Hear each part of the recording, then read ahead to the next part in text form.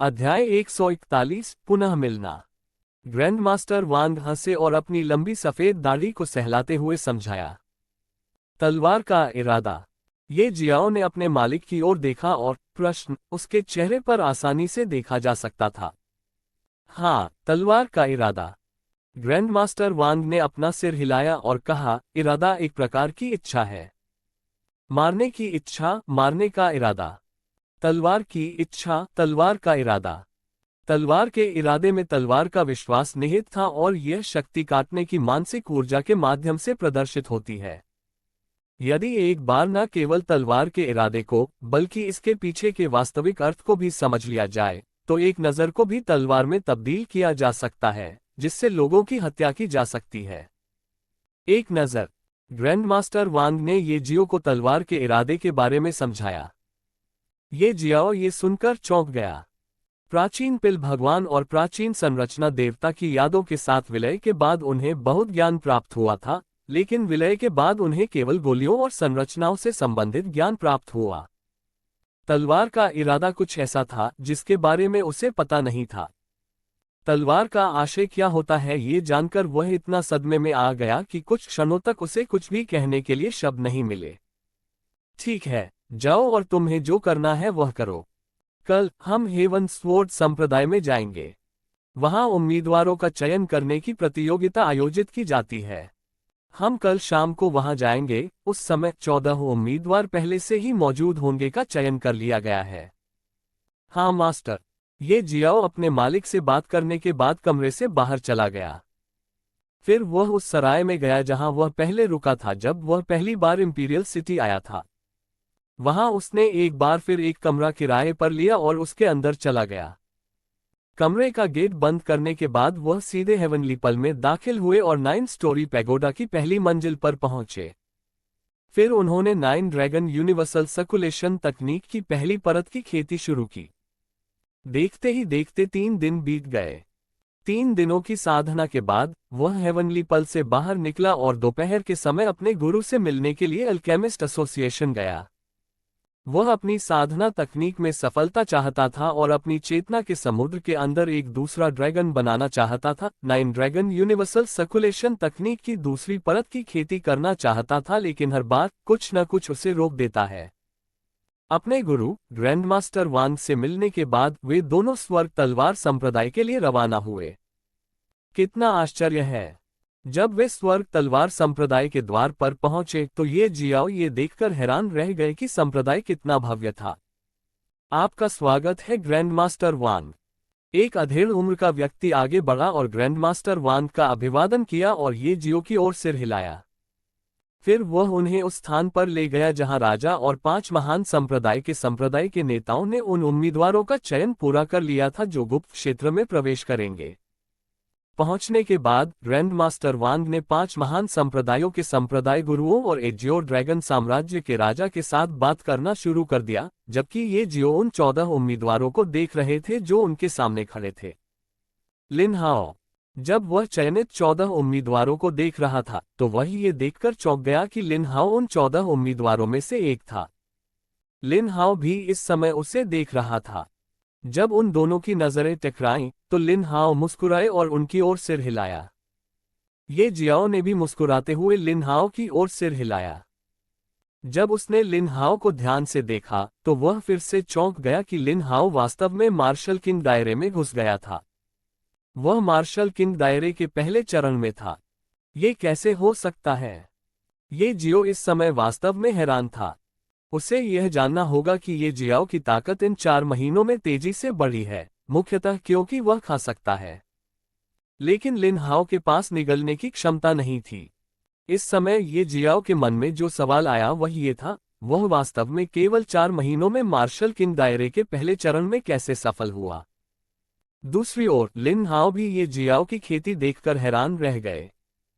जब वह पिछली बार ये जियाओ के साथ लड़ा था तो उसने सोचा था कि वह फिर कभी ये जियाओ के खिलाफ नहीं लड़ेगा, क्योंकि ये जियाओ अपनी ताकत उतनी तेजी से नहीं बढ़ा सकता जितना वह बढ़ा सकता है। इन 4 महीनों में उन्होंने न केवल संप्रदाय से कई बहुमूल्य संसाधन प्राप्त किए, बल्कि अपनी चेतना के समुद्र में टूटी हुई तलवार से प्राप्त लाभ के साथ उन्होंने अंततः अपनी खेती को एक पूरे दायरे में बढ़ा दिया। लेकिन ये जियाओ को कोई भी खेती के संसाधन नहीं मिले जो कोई संप्रदाय उसे दे सकता था।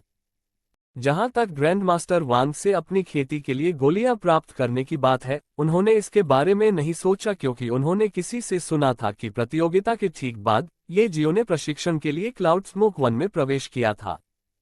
उसने कभी नहीं सोचा था कि अगली बार जब वह ये जियाओ से मिलेगा तो ताकत के मामले में ये जियाओ पहले ही उसके बहुत करीब आ चुका होगा। ये जियाओ अभी भी सदमे में था जब उसने एक बुरी आवाज को उसे बुलाते हुए सुना। उसने मुड़कर देखा कि यह प्रोफाउंड स्काई संप्रदाय का संप्रदाय नेता था जिसने उसे बुलाया था।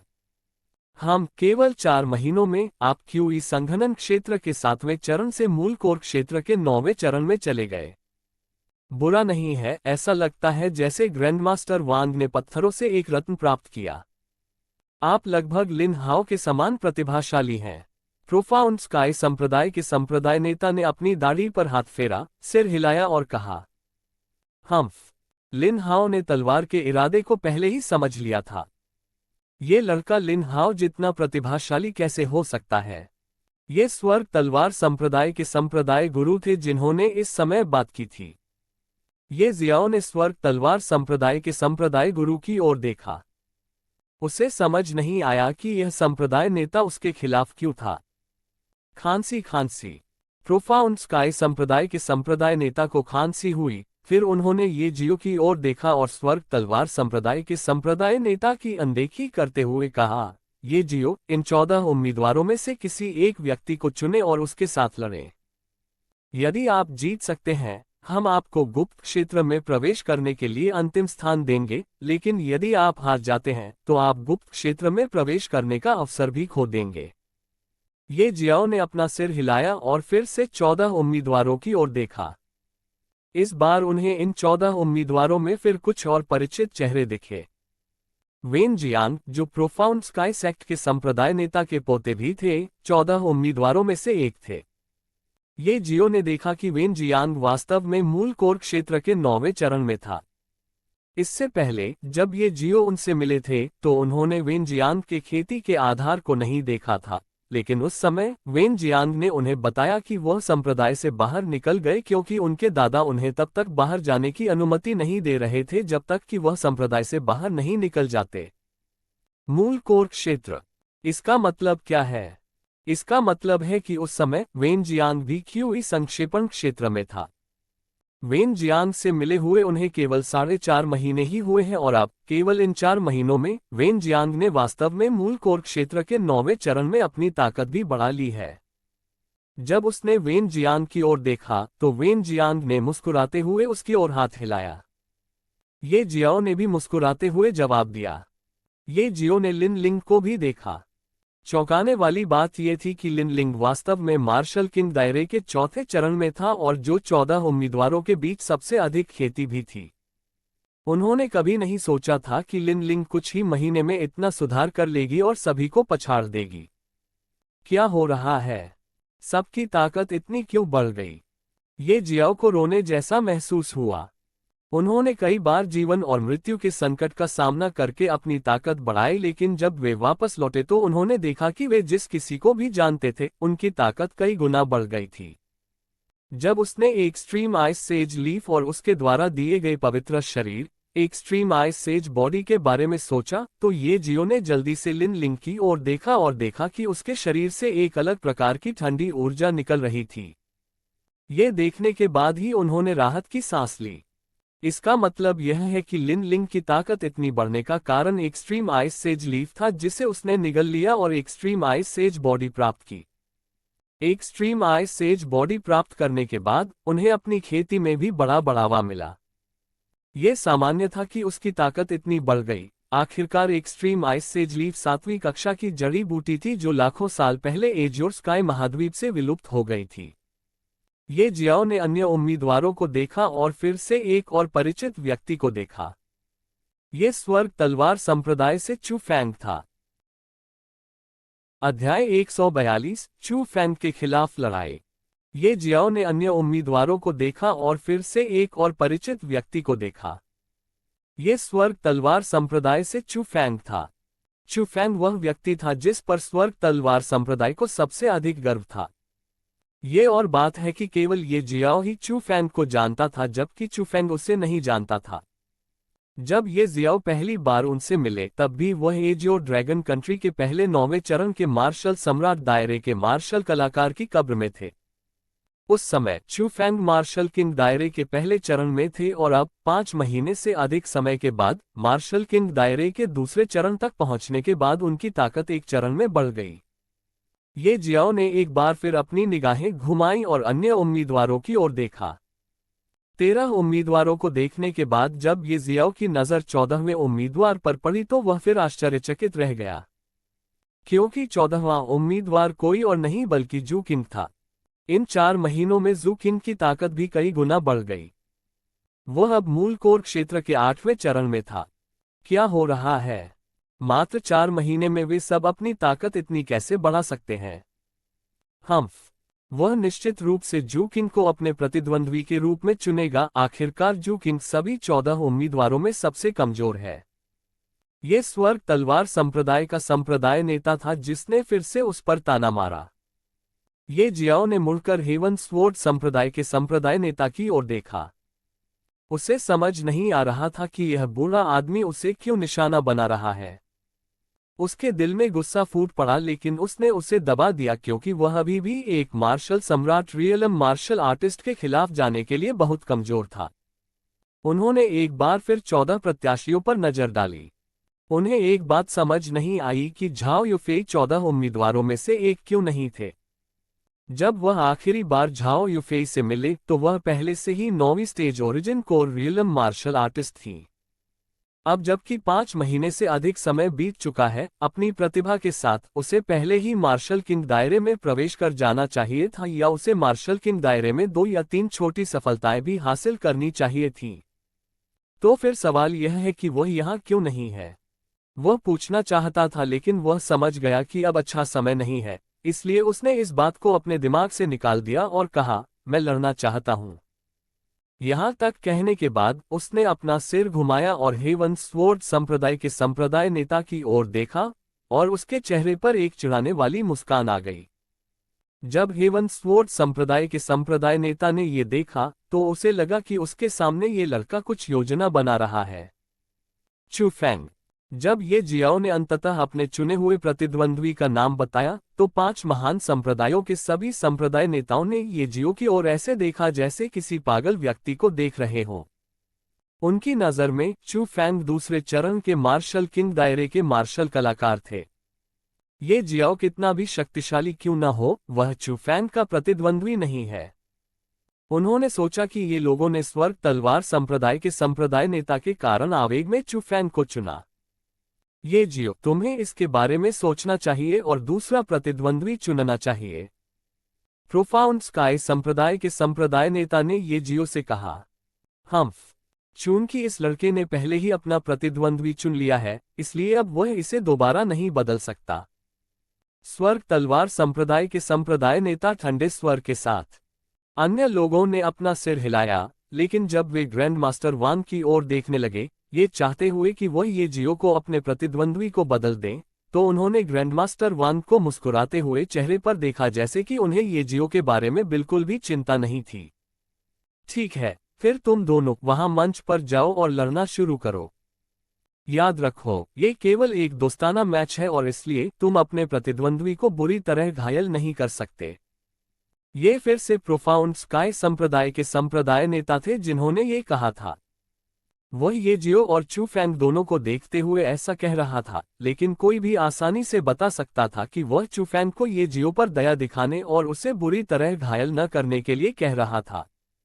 उनकी नज़र में भी ये जियो का चू फैंग से कोई मुकाबला नहीं था, लेकिन ये जियाओ की नज़र में चू फैंग उनके प्रतिद्वंद्वी नहीं थे। कोई फर्क नहीं पड़ता कि चू फैंग कितना शक्तिशाली है, क्या ऐसा हो सकता है कि वह ग्रीन फ्लेम पायथन से अधिक मजबूत था? दोनों ने मारपीट का रुख अख्तियार कर लिया। चू फैंग ने ये जियाओ की ओर उदासीनता से देखा। हालांकि उन्होंने कुछ कहा नहीं, लेकिन उनकी आंखों में घृणा आसानी से देखी जा सकती थी। उनकी नज़र में ये जियाओ केवल मौत को दावत दे रहा था जब उसने उसे चुनौती दी। वह अभी ये जियो को नहीं मार सकता था, क्योंकि यहाँ अन्य संप्रदाय के नेता और एजियो ड्रैगन देश के राजा मौजूद थे, और सबसे महत्वपूर्ण बात यह है कि ये जियो के गुरु ग्रैंडमास्टर वांग भी यहाँ मौजूद थे। लेकिन उसने मन बना लिया कि भविष्य में अगर उसे ये जियाओ को मारने का कोई मौका मिला तो वह उसे मार डालेगा। दूसरी ओर ये जियो ने चू फैंग के खिलाफ अपनी पूरी ताकत का इस्तेमाल नहीं करने का मन बना लिया। वह भविष्य में उपयोग के लिए कुछ कार्ड अपने पास रखेगा। शुरू करना। जैसे ही स्टॉट ध्वनि आई, चू फैंग से एक भयानक आभा फूट पड़ी। क्या? अचानक भयावह आभा ने ये जियाओ की आंखें चौड़ी कर दी और वह सदमे से भर गया। भले ही चू फैंग मार्शल किंग दायरे के दूसरे चरण में ही थे, लेकिन उनके शरीर से जो आभा फूट रही थी वह तीसरे या चौथे चरण के मार्शल किंग दायरे के मार्शल आर्टिस्ट से कम नहीं थी। कितना भयानक! ये जियो मदद नहीं कर सका, लेकिन उसके दिल में प्रशंसा हुई। बस ये है। यह महसूस करते हुए कि चू फैंग उसे दबाने की कोशिश कर रहा था। बहुत मजबूत तोड़ना। हालांकि इतने भयानक दबाव में भी ये जियाओ पीछे नहीं हटे। उसने नीचे की ओर वार करते हुए अपनी तलवार लहराई। चू फैंग ने जल्दी से ये जियाओ के तलवार के हमले से बचाव कर लिया, और जब वह चकमा देने के लिए आगे बढ़ा तो उसके शरीर से जो दबाव निकल रहा था वह भी बिना किसी निशान के गायब हो गया। Inferno palm. ये जियाओ के हमले से बचने के बाद लिन हाओ ने तुरंत अपनी अग्नि प्रकार की हथेली तकनीक से जवाबी हमला किया। चे फैंग ऐसे व्यक्ति थे जिनका जन्म अग्नि में शरीर के साथ हुआ था। वह लॉ को बहुत अच्छे से नियंत्रित कर सकता है।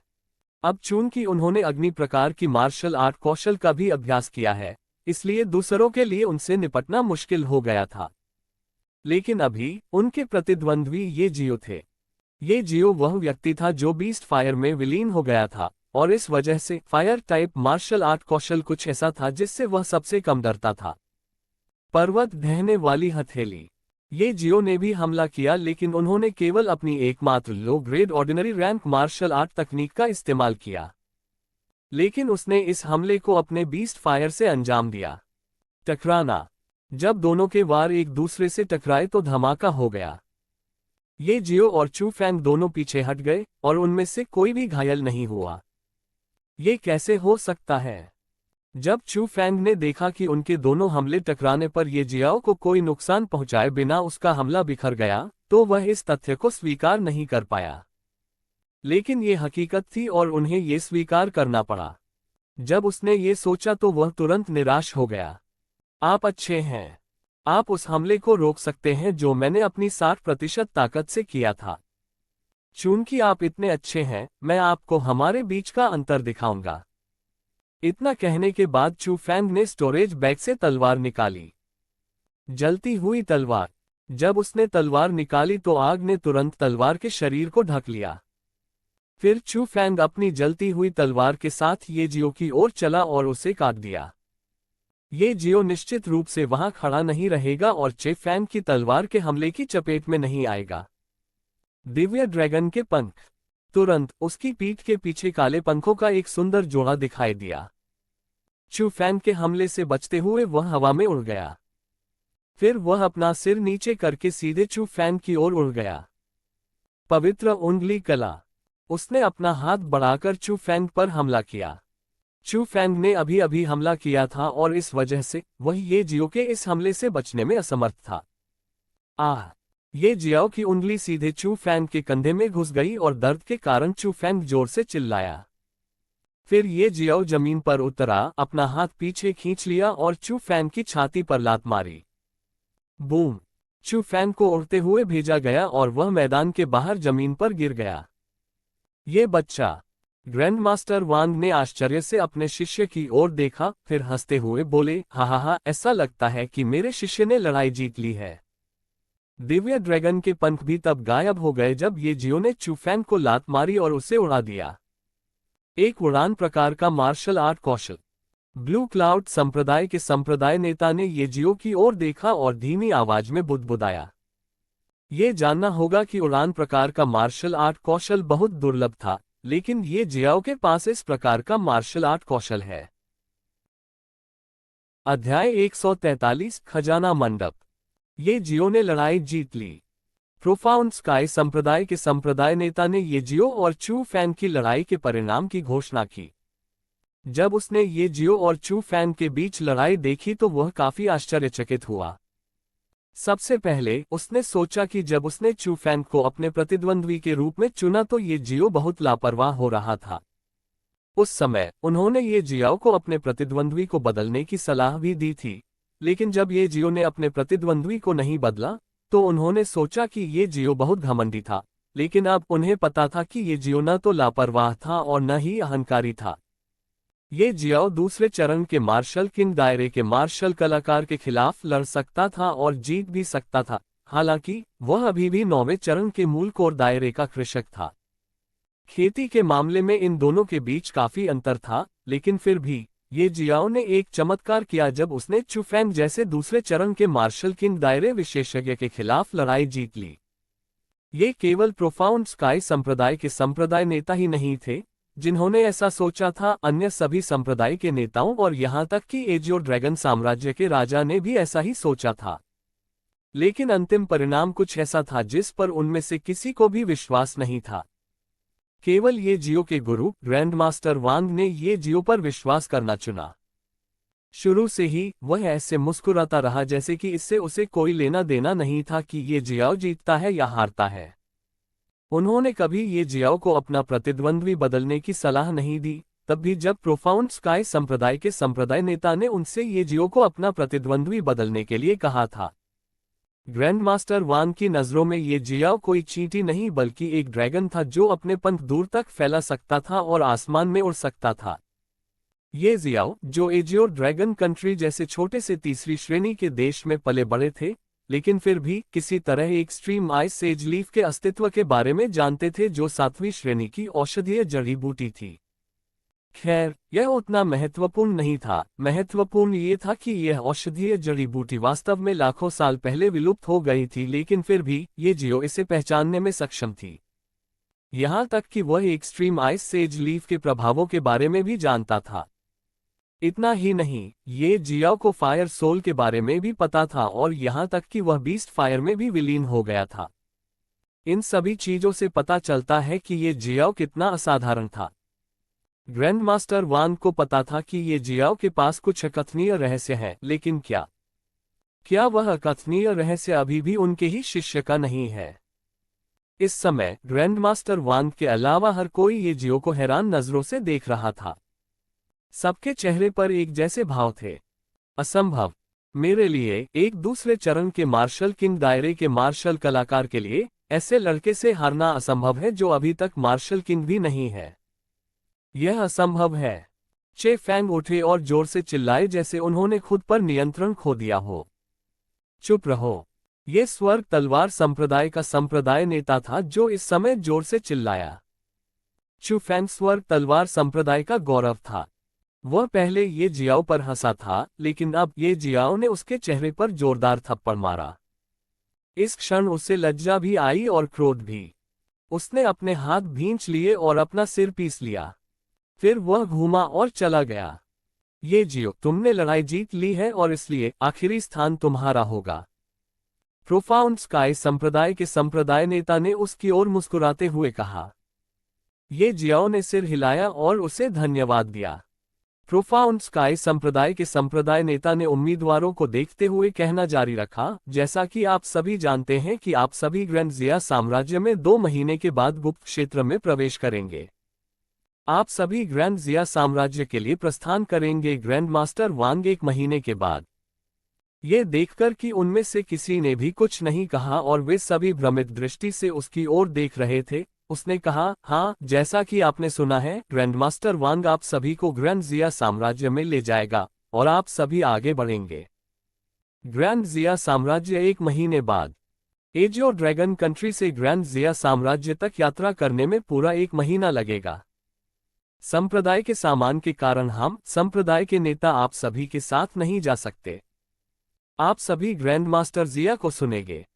याद रखें, आप में से किसी को भी ग्रैंड मास्टर वांग द्वारा दिए गए आदेशों की अवहेलना करने की अनुमति नहीं है। गुप्त लोक में खतरों के साथ साथ कई महान अवसर भी हैं। यदि आप गुप्त लोक में प्रवेश करने के बाद जीवित वापस आ सकते हैं, तो आप निश्चित रूप से जीवित वापस आ सकते हैं। मनुष्यों के बीच ड्रैगन बनो। ग्रैंड मास्टर वांग आपको ग्रैंड जिया साम्राज्य तक ले जाएंगे और वह आपको हमारे एजियो ड्रैगन देश में वापस भी ले जाएंगे। तितर बितर हो जाओ। ये सब कहने के बाद प्रोफाउंड स्काई संप्रदाय के संप्रदाय नेता ने अन्य संप्रदाय के नेताओं के साथ बात करना शुरू कर दिया और फिर वेनजियांग और एक अन्य युवक के साथ निकलकर सभी से विदा ली। जाने से पहले वेनजियांग ये जियो से बात करने आए। प्रोफाउंड स्काई संप्रदाय के संप्रदाय नेता के चले जाने के बाद अन्य लोग भी अपने शिष्यों के साथ जाने लगे।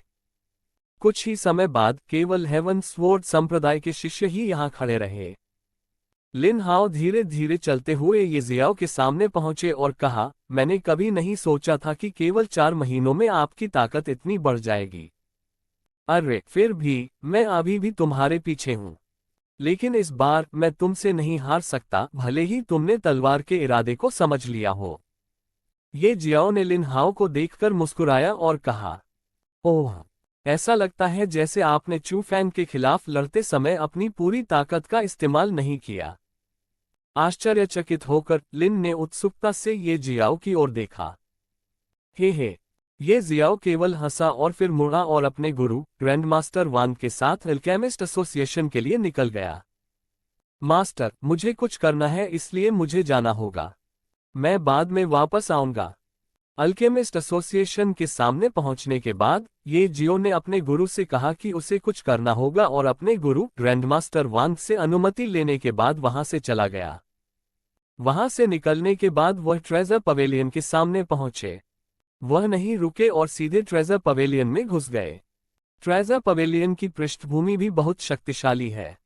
ट्रेजर पवेलियन की कई छोटी और बड़ी शाखाएं न केवल ग्रैंड जिया साम्राज्य बल्कि पूरे एजियो स्काई महाद्वीप में फैली हुई थीं। कुछ लोग उन चीजों की तलाश में थे जिन्हें वे खरीदना चाहते हैं। पिछली बार की तरह ही जब वह यहां आया तो उसने तलवार, कृपाण, भाले आदि कई हथियार देखे। यहां सबसे कमजोर हथियार लो ग्रेट स्पिरिट रैंक का था। यह आप है। ये जियाओ ने हथियार को देखना शुरू कर दिया जब उसने अपनी पीठ के पीछे से एक लड़की की आवाज सुनी। उसने पीछे मुड़कर देखा तो यह वही सुंदर युवती थी जिससे वह पहले तब मिला था जब वह पहली बार यहां आया था। हाँ, यह मैं हूं, सुंदर महिला। ये जियाओ उसे देखकर मुस्कुराया और फिर वह हथियारों को देखने के लिए एक बार फिर पीछे मुड़ा। क्या आप इस बार हथियार खरीदने आए हैं? खूबसूरत युवती ने धीरे से पूछा। जब ये जियाओ पहली बार यहां आई तो उसने उसे हेय दृष्टि से देखा। उसने कई बार उसका मजाक भी उड़ाया जब उसने कहा कि वह high grade profound rank martial art तकनीक खरीदना चाहता था। हैरानी की बात यह है कि उसे पता चला कि ये जियाओ, जिसे वह नीची नजर से देखती थी, बेहद अमीर था। इतना ही नहीं, बल्कि वह 5 महान संप्रदायों और शाही परिवार द्वारा आयोजित प्रतियोगिता को देखने भी गई। उस समय उससे पता चला कि ये जियाओ न केवल अमीर था, वह एक मजबूत युवक भी था। और प्रतियोगिता के अंत तक उसे पता चला कि ये जियाओ वास्तव में अल्केमिस्ट एसोसिएशन के ग्रैंडमास्टर अल्केमिस्ट की एकमात्र शिष्या थी। उस वक्त उन्हें अपने व्यवहार पर थोड़ा पछतावा हुआ। अब जब उसने एक बार फिर ये जियाओ को यहाँ देखा तो उसने उसके प्रति असम्मानजनक व्यवहार करने की हिम्मत नहीं की। हाँ, मैं यहाँ एक अच्छा भाला खरीदने आया हूँ। ये जियाओ ने सिर हिलाया और उसे उत्तर दिया। ओह, आप किस तरह का भाला ढूंढ रहे हैं? खूबसूरत युवती ने एक बार फिर पूछा। क्या यहाँ कोई high grade spirit rank spear है? ये जियाओ ने कुछ देर सोचा और पूछा। हाँ है, लेकिन वह भाला बहुत महंगा है। क्या आप निश्चित हैं कि आप वह भाला चाहते हैं? खूबसूरत युवती ने एक बार फिर पूछा। अगर कोई ऐसी चीज है जिसके बारे में मुझे सबसे कम चिंता है तो वह पैसा है। बस मुझे वह भाला दिखाओ। ये जियाओ ने खूबसूरत युवा महिला की ओर देखा और कहा, ठीक है तो मेरे साथ आओ। खूबसूरत युवा महिला ने कहा और ये जियाओ को तीसरी मंजिल तक ले गई। जब वह पहली बार यहां आया तो वह उसे मार्शल आर्ट कौशल खरीदने के लिए दूसरी मंजिल पर ले गई और इस बार वह उसे भाले के लिए ट्रेजर पवेलियन की तीसरी मंजिल पर ले गई। अध्याय 144 समुद्री ड्रैगन भाला। अंडस्को खजाना मंडप की तीसरी मंजिल। अंडस्को खूबसूरत युवती उसे एक कमरे में ले गई। कमरे के सामने पहुंचकर उसने गेट खटखटाया। अंदर आए। गेट के दूसरी ओर से एक बुरी आवाज आई। उसने धक्का देकर गेट खोला और ये जियाओ को अंदर ले गई। कमरे में एक बूढ़ा आदमी अपनी प्रार्थना की चटाई पर पालथी मारकर बैठा था। वह खजाना मंडप की इस शाखा के लिए जिम्मेदार है। खूबसूरत युवा महिला ने ये जियाओ के कानों में फुसफुसाया। ओह! ये जियाओ ने अपना सिर हिलाया और उत्सुकता से बूढ़े आदमी का आकार देखा। दादाजी, ये युवक अल्केमिस्ट एसोसिएशन के ग्रैंडमास्टर वांग का शिष्य है। वह high grade spirit rank spear खरीदना चाहता था, इसलिए मैं उसे यहाँ ले आया।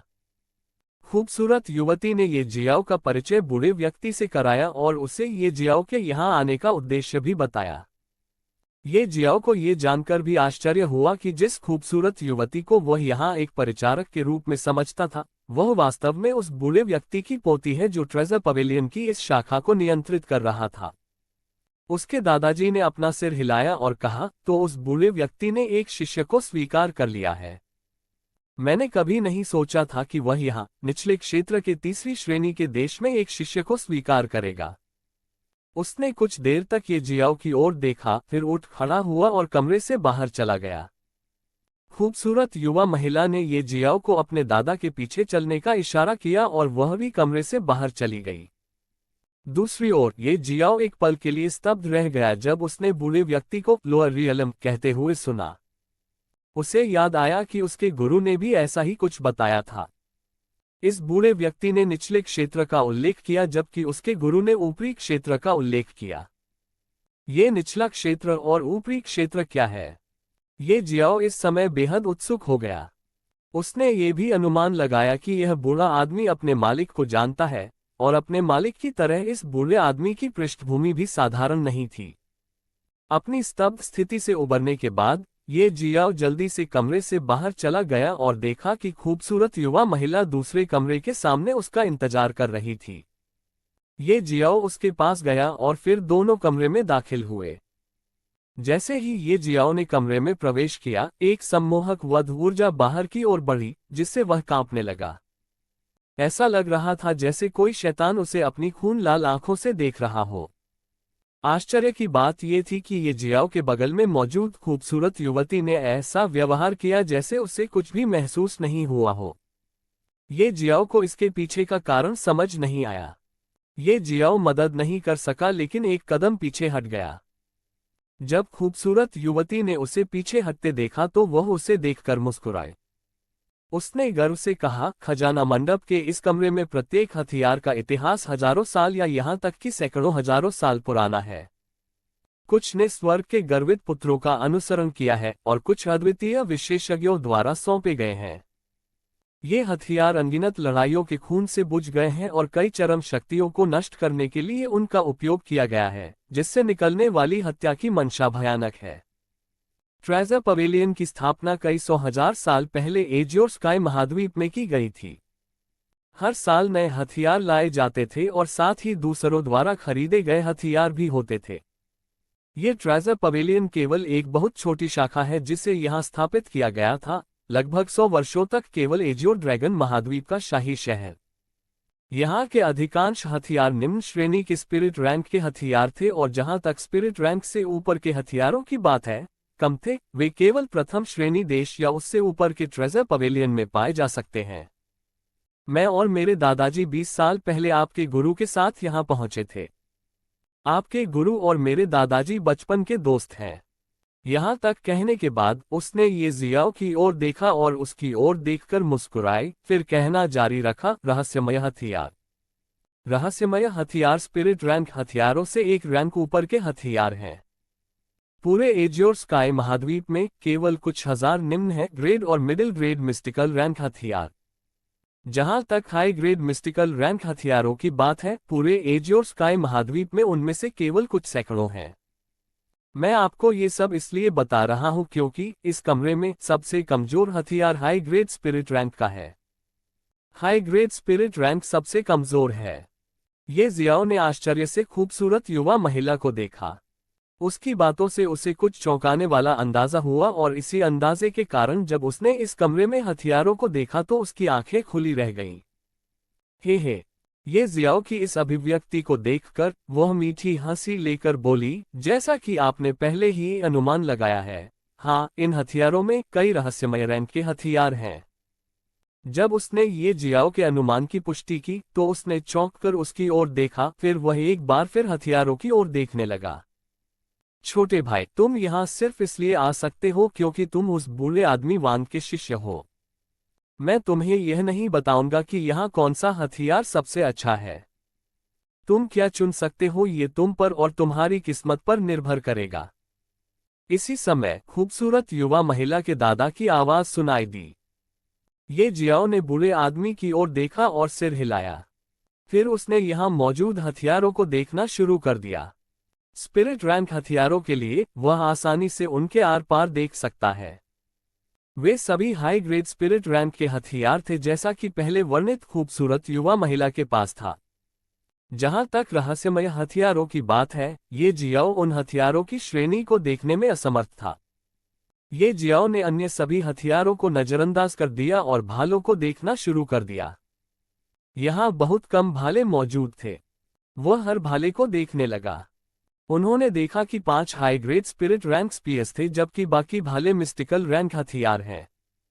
उन्होंने high grade spirit rank spears को नजरअंदाज कर दिया और मिस्टिकल रैंक स्पीयर्स को देखना शुरू कर दिया। कुछ समय बाद उसने एक लाल भाला चुना। उसने अपने हाथ बढ़ाए और लाल भाले को पकड़ने ही वाला था कि तभी उसकी नजर अनजाने में एक नीले भाले पर पड़ी, जो एक क्षतिग्रस्त हथियार जैसा लग रहा था। जैसे ही उसने उस नीले भाले को देखा, उसे लगा कि उसकी चेतना के समुद्र में स्वर्ग को निगलने वाले दिव्य ड्रैगन ने एक पल के लिए अपनी आंखें खोल दी। उसने जल्दी से अपनी चेतना के समुद्र में देखा और महसूस किया कि स्वर्ग भक्षण करने वाला दिव्य ड्रैगन नीले भाले को देख रहा था। स्वर्ग भक्षण करने वाले दिव्य ड्रैगन ने नीले भाले पर एक नजर डालने के तुरंत बाद एक बार फिर अपनी आंखें बंद कर लीं। लेकिन ये जियाओ को यह महसूस कराने के लिए पर्याप्त था कि नीला भाला कोई साधारण हथियार नहीं है। उसने उत्सुकता से नीले भाले की ओर देखा। यह एक क्षतिग्रस्त भाले जैसा लग रहा था, लेकिन उसे इससे अपनेपन का एहसास हो रहा था। ये कैसे हो सकता है? मुझे यकीन है कि मैं अब तक कभी किसी भाले के संपर्क में नहीं आया हूं। मैं इस नीले भाले के साथ अपनेपन का एहसास कैसे महसूस कर सकता हूं? ये जियाओ इस सवाल पर हैरान था, लेकिन जल्दी ही वह इससे हिल गया, अपना हाथ हटाया और नीला भाला पकड़ लिया। जैसे ही उसने नीला भाला पकड़ा, उसे लगा कि इस भाले से एक अजगर की चीख निकल रही है। मैं ये भाला चुनता हूं। ये जियाओ ने बूढ़े आदमी की ओर देखते हुए कहा। बूढ़े व्यक्ति ने ये जियाओ की ओर नहीं देखा, बल्कि वह उसके हाथ में मौजूद भाले को देख रहा था। इस समय यदि ये जियाओ बूढ़े व्यक्ति को ध्यान से देखता तो वह बूढ़े व्यक्ति की आंखों से कई भावनाएं देख सकता था। सदमा, उदासी, गुस्सा, कई भावनाएं इस वक्त उसकी आंखों में झलक रही थीं। लेकिन जल्दी ही बूढ़े व्यक्ति ने अपना संगीतकार वापस पा लिया। वह कुछ कहने ही वाला था कि उसने अपनी पोती को ये कहते हुए सुना, ये जियो, क्या तुम वाकई यह भाला लेना चाहते हो? क्या तुम नहीं देख सकते कि यह भाला क्षतिग्रस्त हो गया है? ये जियाओ ने खूबसूरत युवा महिला की ओर देखा, मुस्कुराया और कहा, मुझे पता है, लेकिन मुझे लगता है ये भाला यहाँ के किसी भी अन्य भाले की तुलना में मेरे लिए अधिक उपयुक्त है। इस समय बूढ़े व्यक्ति ने कहा, इस भाले को सी ड्रैगन स्पीयर के नाम से जाना जाता है। इस सी ड्रैगन स्पीयर को छोड़कर यहाँ का हर हथियार मेरे द्वारा बनाया गया है। ये जियाओ फिर से चौंक गया। उसने कभी नहीं सोचा था कि ट्रेजर पवेलियन की इस शाखा का ओवरसियर वास्तव में एक हथियार रिफाइनर है, और उसके ऊपर ये बूढ़ा आदमी कोई साधारण रिफाइनर नहीं है। वह ऐसा व्यक्ति है जो मिस्टिकल रैंक हथियार भी बना सकता है। ये जियाओ के लिए ये काफी चौंकाने वाली खबर थी। यदि यह भाला तुम्हारा बनाया हुआ नहीं है, तो इसे किसने बनाया है? ये जियो ने बूढ़े व्यक्ति से उत्सुकता से पूछा। बूढ़े व्यक्ति ने उसकी ओर देखा, एक लंबी सांस छोड़ी और कहा, यह एक भाला है जिसे सी ड्रैगन किंग ने बनाया था। सी ड्रैगन किंग ने इस हथियार को अपनी हड्डियों और टेंडन से तब बनाया था जब वह मरने वाला था। अध्याय 145 अमर रैंक हथियार। बूढ़े व्यक्ति ने एक लंबी सांस छोड़ी और कहा, यह एक भाला है जिसे सी ड्रैगन किंग ने बनाया था। सी ड्रैगन किंग ने इस हथियार को अपनी हड्डियों और टेंडन से तब बनाया था जब वह मरने वाला था। अपनी मृत्यु से पहले सी ड्रैगन किंग ने एक वादे के लिए एक इंसान को यह भाला उपहार में दिया था। अपने सी ड्रैगन कबीले को अपने दुश्मनों के खिलाफ युद्ध लड़ने में मदद करने का एक वादा। उस मानव ने अपना वादा पूरा किया और अन्य सी ड्रैगन्स के साथ मिलकर अपने दुश्मनों के खिलाफ लड़ाई लड़ी। उस मानव के कारण सी ड्रैगन कबीले ने युद्ध जीता। युद्ध के बाद जब वह मानव गौरव के साथ लौट रहा था तो उसे एक और आपदा का सामना करना पड़ा। क्योंकि सी ड्रैगन स्पीयर कुछ लालची लोग जो उस इंसान के साथी भी थे, उन्होंने उस इंसान की हत्या करने का फैसला किया। वे असफल रहे क्योंकि उस इंसान को किसी तरह अपने साथियों के विश्वासघात और उनकी हत्या की योजना के बारे में पता चल गया था। उसने जवाबी हमला किया लेकिन फिर भी वह पिछले युद्ध के कारण बहुत थका हुआ और घायल था, इसलिए वह खुद का बचाव करने में विफल रहा और मर गया। उसकी मौत से पहले मृत्यु उसने भाले से कुछ किया और उसे सील कर दिया। केवल उस सील के कारण ये भाला एक क्षति भाले जैसा दिखता है, लेकिन वास्तव में जब तक कोई सील खोल सकता है, सी ड्रैगन स्पीयर वापस अपने मूल रूप में बदल जाएगा। बूढ़े व्यक्ति ने ये जियाओ से कहा और उसके हाथ से सी ड्रैगन स्पीयर ले लिया। ये जियो ने फिर पूछा, वरिष्ठ, मैं सील कैसे खोल सकता हूं? मैं भी नहीं जानता। कोई नहीं जानता कि सील कैसे खोली जा सकती है, अन्यथा ये भाला उन कमीनों से मेरे हाथों में नहीं पड़ता जिन्होंने वान को धोखा दिया था। वह इंसान, बूढ़े ने कहा। अपने भाषण के बीच में ये जियाओ को ऐसा लगा जैसे वह कुछ और कहने वाला है, लेकिन अचानक इस बूढ़े व्यक्ति ने अपने शब्द बदल दिए। उसने कुछ नहीं पूछा क्योंकि वह जानता था कि बूढ़ा उसे बताना नहीं चाहता। उसने भाले को देखा और सोचा कि वह भाले को खोलने का कोई रास्ता अवश्य खोज लेगा। क्या आप ये जानने के बाद भी कि यह भाला सीलबंद है और किसी भी सामान्य तरीके से खोला नहीं जा सकता, इस भाले को लेना चाहते हैं? उस बूढ़े आदमी ने ये जियो से कुछ देर बाद पूछा। हाँ, मुझे अभी भी यह भाला चाहिए। जहां तक भाले को खोलने की बात है, मैं भविष्य में निश्चित रूप से कोई रास्ता ढूंढ लूंगा, ये जियाओ ने मुस्कुराते हुए कहा। फिर उसने बूढ़े से भाला वापस ले लिया और उसे 2 या 3 बार घुमाया। भाले पर अपना खून गिराओ, ये जियाओ ने एक बार फिर बूढ़े आदमी को सुना। क्या? उसने भ्रमित दृष्टि से बूढ़े की ओर देखा।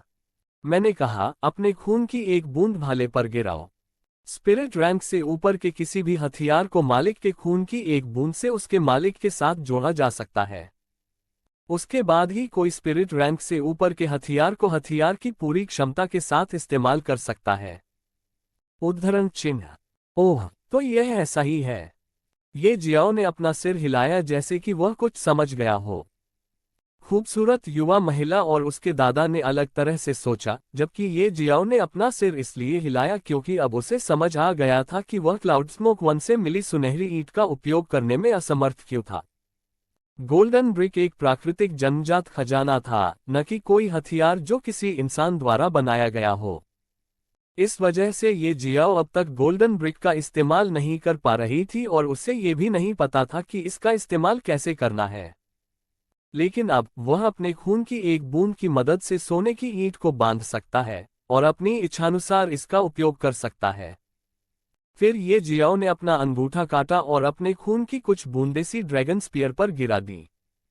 जैसे ही उसका खून सी ड्रैगन स्पीयर पर गिरा, वह तुरंत चकाचौंध रोशनी से चमकने लगा। कुछ क्षण बाद चकाचौंध करने वाली रोशनी गायब हो गई और ये जियाओ के दिमाग में सी ड्रैगन स्पीयर के बारे में कुछ जानकारी आ गई। शीर्ष श्रेणी का अमर हथियार। ये जियाओ ने भ्रमित दृष्टि से धीमी आवाज में बुदबुदाया। हाँ, सी ड्रैगन स्पीयर वास्तव में एक शीर्ष श्रेणी का अमर हथियार है। बूढ़े व्यक्ति ने अपना सिर हिलाया और बिना रुके कहना जारी रखा, अमर हथियारों को रहस्यमय रैंक के हथियारों से भी ऊपर स्थान दिया गया है। अमर हथियारों को 4 स्तरों में विभाजित किया गया है। वे निम्न ग्रेड, मध्य ग्रेड, उच्च ग्रेड और शीर्ष ग्रेड हैं। अमर पद। सी ड्रैगन स्पीयर जैसे टॉप ग्रेड इमोर्टल रैंक हथियार की तो बात ही छोड़ दें, एज योर स्काई कॉन्टिनेंट के पास एक भी लो ग्रेड इमोर्टल रैंक वेपन नहीं है। उस बूढ़े आदमी ने कुछ ऐसा समझाया जो उसे नहीं पता था। फिर अब और जानने की कोई जरूरत नहीं है। इससे पहले कि ये जियाओ दोबारा कोई सवाल पूछ पाता, उस बूढ़े व्यक्ति ने अपनी बात बीच में ही काट दी। ये जियाओ ने बूढ़े आदमी की ओर देखा। बूढ़े व्यक्ति ने ये जियाओ को नजरअंदाज कर दिया। वह घूमा और कमरे से बाहर चला गया। जाने से पहले वह रुका और बोला, आप अमर शब्द के बारे में कुछ भी जानने में बहुत कमजोर हैं। चाहे वह अमर पद का खजाना हो या अमर, आपके पास अभी कुछ भी जानने की योग्यता नहीं है। यदि आप इसके बारे में जानना चाहते हैं, इन चीजों के लिए आपको सबसे पहले मजबूत बनना होगा, इतना मजबूत कि कम से कम प्रथम श्रेणी के देश को नियंत्रित कर सकें। सी ड्रैगन स्पीयर एक टॉप ग्रेड इमोर्टल रैंक हथियार है जिसे आप नहीं खरीद सकते, भले ही आपके पास लाखों हाई ग्रेड स्पिरिट स्टोन हो। भले ही आप पुराने वांग के शिष्य हो, आपको सी ड्रैगन स्पीयर के लिए भुगतान करना होगा। मैं आपको छूट दूंगा। आपको केवल 1 lakh high grade spirit stones का भुगतान करना होगा। इतना कहकर बूढ़ा चला गया। दूसरी ओर बूढ़े आदमी की बात सुनकर ये जियाओ स्तब्ध रह गया। प्रथम श्रेणी के देश को नियंत्रित करने के लिए पर्याप्त ताकत। जब ये जियाओ गोल्डन फ्रेग्रेंस कंट्री गए तो उन्होंने वहां कई मार्शल सम्राट क्षेत्र विशेषज्ञों को देखा। वे मार्शल सम्राट क्षेत्र विशेषज्ञ भी कोई सामान्य व्यक्ति नहीं थे। ये जियाओ ने वहां 8वें चरण के मार्शल एम्परर रियलम विशेषज्ञ को भी देखा। और यह स्वर्णिम सुगंध वाले देश के एक बड़े शहर में भी था। इसका मतलब क्या है? इसका मतलब है कि गोल्डन फ्रेग्रेंस देश का शासक वास्तव में कम से कम एक मार्शल पूर्वज क्षेत्र है।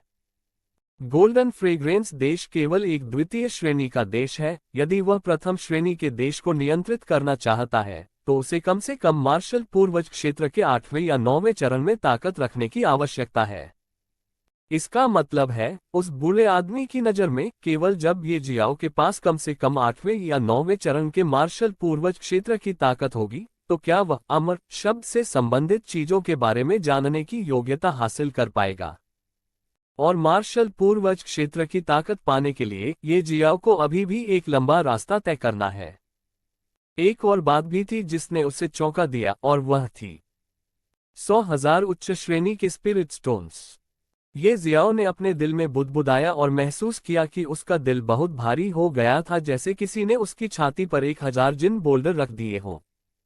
यदि यह 1 लाख निम्न श्रेणी के आत्मा पत्थर होते तो भी वह भुगतान कर सकता है, लेकिन बूढ़े व्यक्ति ने कहा कि उसे न तो निम्न श्रेणी के आत्मा के पत्थरों से और न ही मध्य श्रेणी के आत्मा के पत्थरों से, बल्कि उच्च श्रेणी के आत्मा के पत्थरों से भुगतान करना होगा। उसके पास हेवनली पल में केवल लो ग्रेड स्पिरिट स्टोन्स की खदान खुली है। अन्य खदानें अभी भी बंद थीं। वह इतनी बड़ी कीमत कैसे चुका सकता है? अगर इस दुनिया में कोई ऐसी चीज है जिसके बारे में मुझे सबसे कम चिंता है तो वह पैसा है। इसी समय उसे एक मजाकिया आवाज सुनाई दी। ये बात उस खूबसूरत युवती ने कही थी। ये वाक्य बिल्कुल वही वाक्य था जो ये जियो ने ट्रेजर पवेलियन की तीसरी मंजिल पर आने से पहले कहा था। अब जब उसने अपना ही वाक्य सुना तो उसे ऐसा लगा मानो किसी ने उसके चेहरे पर जोरदार तमाचा जड़ दिया हो। शर्मिंदगी के कारण उसका चेहरा तुरंत लाल हो गया। अब जब उसने सी ड्रैगन स्पीयर पर अपना खून गिरा दिया तो सी ड्रैगन स्पीयर ने उसे अपने स्वामी के रूप में पहचान लिया। उसके लिए भाले को ट्रेजर पवेलियन में वापस लौटाना असंभव था, और इससे भी अधिक, ये भाला वास्तव में एक अमर रैंक हथियार था। वह निश्चित रूप से भाले को ट्रेजर पवेलियन में वापस नहीं लौटा सकता। उसने मुड़कर खूबसूरत युवती की ओर देखा और कहा, बहुत सुंदर, मैं अभी इस राशि से भुगतान नहीं कर सकता, लेकिन भविष्य में मैं तुम्हें निश्चित रूप से भुगतान करूंगा, मैं वादा करता हूं। क्या आप कृपया मुझे इस बार बिना भुगतान किए जाने दे सकते हैं? मुझे सुंदरता मत कहो, यह अजीब लगता है। मेरा नाम टोंग नियान है। उस खूबसूरत युवती ने पहली बार अपना परिचय दिया। बड़ी बहन न्यान, क्या आप कृपया मुझे भुगतान करने के लिए कुछ साल का समय दे सकती हैं? ये जियो ने टोंग नियान से अनुरोध किया। अरे, प्यारा अभिनय कर रही है, टोंग नियान ने हंसते हुए कहा, लेकिन मैं तुम्हें कुछ वर्षों का समय कैसे दे सकता हूं? ये जियाओ को भी पता था कि वह कुछ ऐसा मांग रहा था जो उसे नहीं करना चाहिए था। अध्याय 146 ग्रैंडमास्टर वांग का इतिहास। ये जियाओ को भी पता था कि वह कुछ ऐसा मांग रहा था जो उसे नहीं करना चाहिए था। दादा पोती की इस जोड़ी को वह जानते तक नहीं थे। ग्रैंड मास्टर वांग के साथ अपने संबंधों के कारण ही वह एक अमर हथियार हासिल करने में सक्षम हो सका। लेकिन अब वह क्या कर सकता है? उसके पास बिल चुकाने के लिए पर्याप्त पैसे नहीं थे। वह इस समय केवल कुछ समय की मोहलत पाने का अनुरोध कर सकता है। बड़ी बहन न्यान, कृपया। ठीक है, ठीक है। मैं तुम्हें 1 साल दूंगा। 1 साल में तुम्हें भुगतान करना होगा।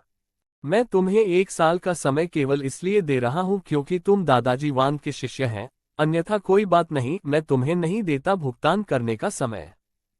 हाँ हाँ, धन्यवाद बड़ी बहन न्यान। ये जियाओ हंसे और सी ड्रैगन स्पीयर को हेवनली पल के अंदर 9 स्टोरी पैगोडा के फर्श पर संग्रहित किया। इसे संग्रहित करने के बाद उन्होंने एक बार फिर पूछा, बड़ी बहन न्यान, क्या ट्रेजर पवेलियन में कोई भाला प्रकार की मार्शल आर्ट कौशल है? नहीं, भाला कला बहुत दुर्लभ है। वर्तमान में हमारे पास भाला कला नहीं है। टोंग न्यान ने मुस्कुराते हुए कहा। ओह ठीक। ये जियो ने अपना सिर हिलाया और फिर टोंग न्यान से विदाई ली और ट्रेजर पवेलियन से चले गए। दूसरी ओर टोंग न्यान एक बार फिर अपने दादा के सामने पहुंची और बोली, दादाजी, क्या वह भाला वास्तव में चाचा वांग लिन का सी ड्रैगन स्पीयर है? उसके दादाजी ने सिर हिलाया और कहा, वह वास्तव में आपके चाचा वांग लिन का सी ड्रैगन स्पीयर था। जब टोंग न्यान ने ये सुना तो उसने हैरान होकर अपने दादा की ओर देखा। ऐसा लग रहा था जैसे कुछ था, वह समझ नहीं पा रही थी। तो फिर तुमने वह भाला ये जियाओ को क्यों दिया? अगर ऊपरी क्षेत्र में किसी को भी सी ड्रैगन स्पीयर की खबर मिलती है तो यह उसके लिए एक बड़ी आपदा लाएगा। दादाजी वांग ने पहले ही अपने बेटे को खो दिया है, वह अपने शिष्य को कैसे खो सकते हैं भी? न केवल दादाजी वांग ने अपने बेटे को खो दिया, बल्कि उन्हें भी फंसाया गया और लड़ाई में शामिल किया गया। उनकी चोटों के कारण उनकी खेती भी कम हो गई और अब वह केवल मार्शल सम्राट क्षेत्र में है। और ये सब सी ड्रैगन स्पीयर के कारण शुरू हुआ। यदि सी ड्रैगन स्पीयर नहीं होता तो दादाजी वांग निचले क्षेत्र के एजियो ड्रैगन देश जैसे तीसरी श्रेणी के देश में एक कीमियागर कैसे बन सकते थे? ये सब कहने के बाद टोंग न्यान ने अपने दादाजी की ओर देखा जो चुपचाप उसकी बातें सुन रहे थे। सांस। उस बूढ़े ने लंबी सांस ली और आह भरी। फिर उन्होंने अपनी पोती टोंग न्यान से कहा, तुम्हें कुछ समझ नहीं आ रहा है। क्या तुम्हें पता है कि सी ड्रैगन स्पीयर मेरे पास क्यों है जबकि यह तुम्हारे दादाजी वांग के पास होना चाहिए? क्यों नहीं? टोंग न्यान ने अपना सिर हिलाया और कहा, ऐसा इसलिए है क्योंकि आपके दादाजी वांग ने मुझे ये दिया था। जब उन्होंने मुझे सी ड्रैगन स्पीयर दिया तो उन्होंने मुझसे कहा कि मैं उस भाले को ट्रेजर पवेलियन में रख दूं और उस भाले के आने और इसे खरीदने का इंतजार करूं। मैंने उनसे ये भी पूछा था, निचला क्षेत्र कोई भी सी ड्रैगन स्पीयर के योग्य कैसे हो सकता है? क्या आप जानते हैं कि उसने क्या कहा? टोंग न्यान ने एक बार फिर अपने दादा को संकेत देने के लिए अपना सिर हिलाया कि वह नहीं जानती। उसके दादा ने अपना सिर हिलाया और कहा, उन्होंने कहा था कि ऊपरी क्षेत्र में भी कोई भी सी ड्रैगन स्पीयर को चलाने के लिए पर्याप्त योग्य नहीं है। सी ड्रैगन स्पीयर एक शीर्ष ग्रेड अमर रैंक हथियार है। एक शीर्ष ग्रेड अमर रैंक हथियार केवल ऊपरी क्षेत्र में भी सबसे मजबूत व्यक्ति ही इस तरह के हथियार रखने के लिए योग्य है। यहां तक कि ऊपरी क्षेत्र में भी बहुत कम शीर्ष ग्रेड अमर रैंक हथियार हैं और केवल इसी वजह से लगभग सभी शिखर वहां के लोग इतने लालची हो गए कि वांग लिन की मृत्यु के बाद भी उन्होंने बेशर्मी से साजिश रची और बूढ़े वांग को फंसाया। उसकी चोटें। वह सी ड्रैगन स्पीयर को यहां रखना चाहता था और इसे भाग्य वाले के पास रहने देना चाहता था। किसने सोचा होगा कि भाग्य वाला उसका अपना शिष्य ये जियो होगा? वैसे भी वह छोटा बच्चा भी कोई साधारण व्यक्ति नहीं है। मुझे लगा कि उसके शरीर से एक प्रकार की कठोर आभा निकल रही है। वह निश्चित रूप से ड्रैगन से संबंधित है।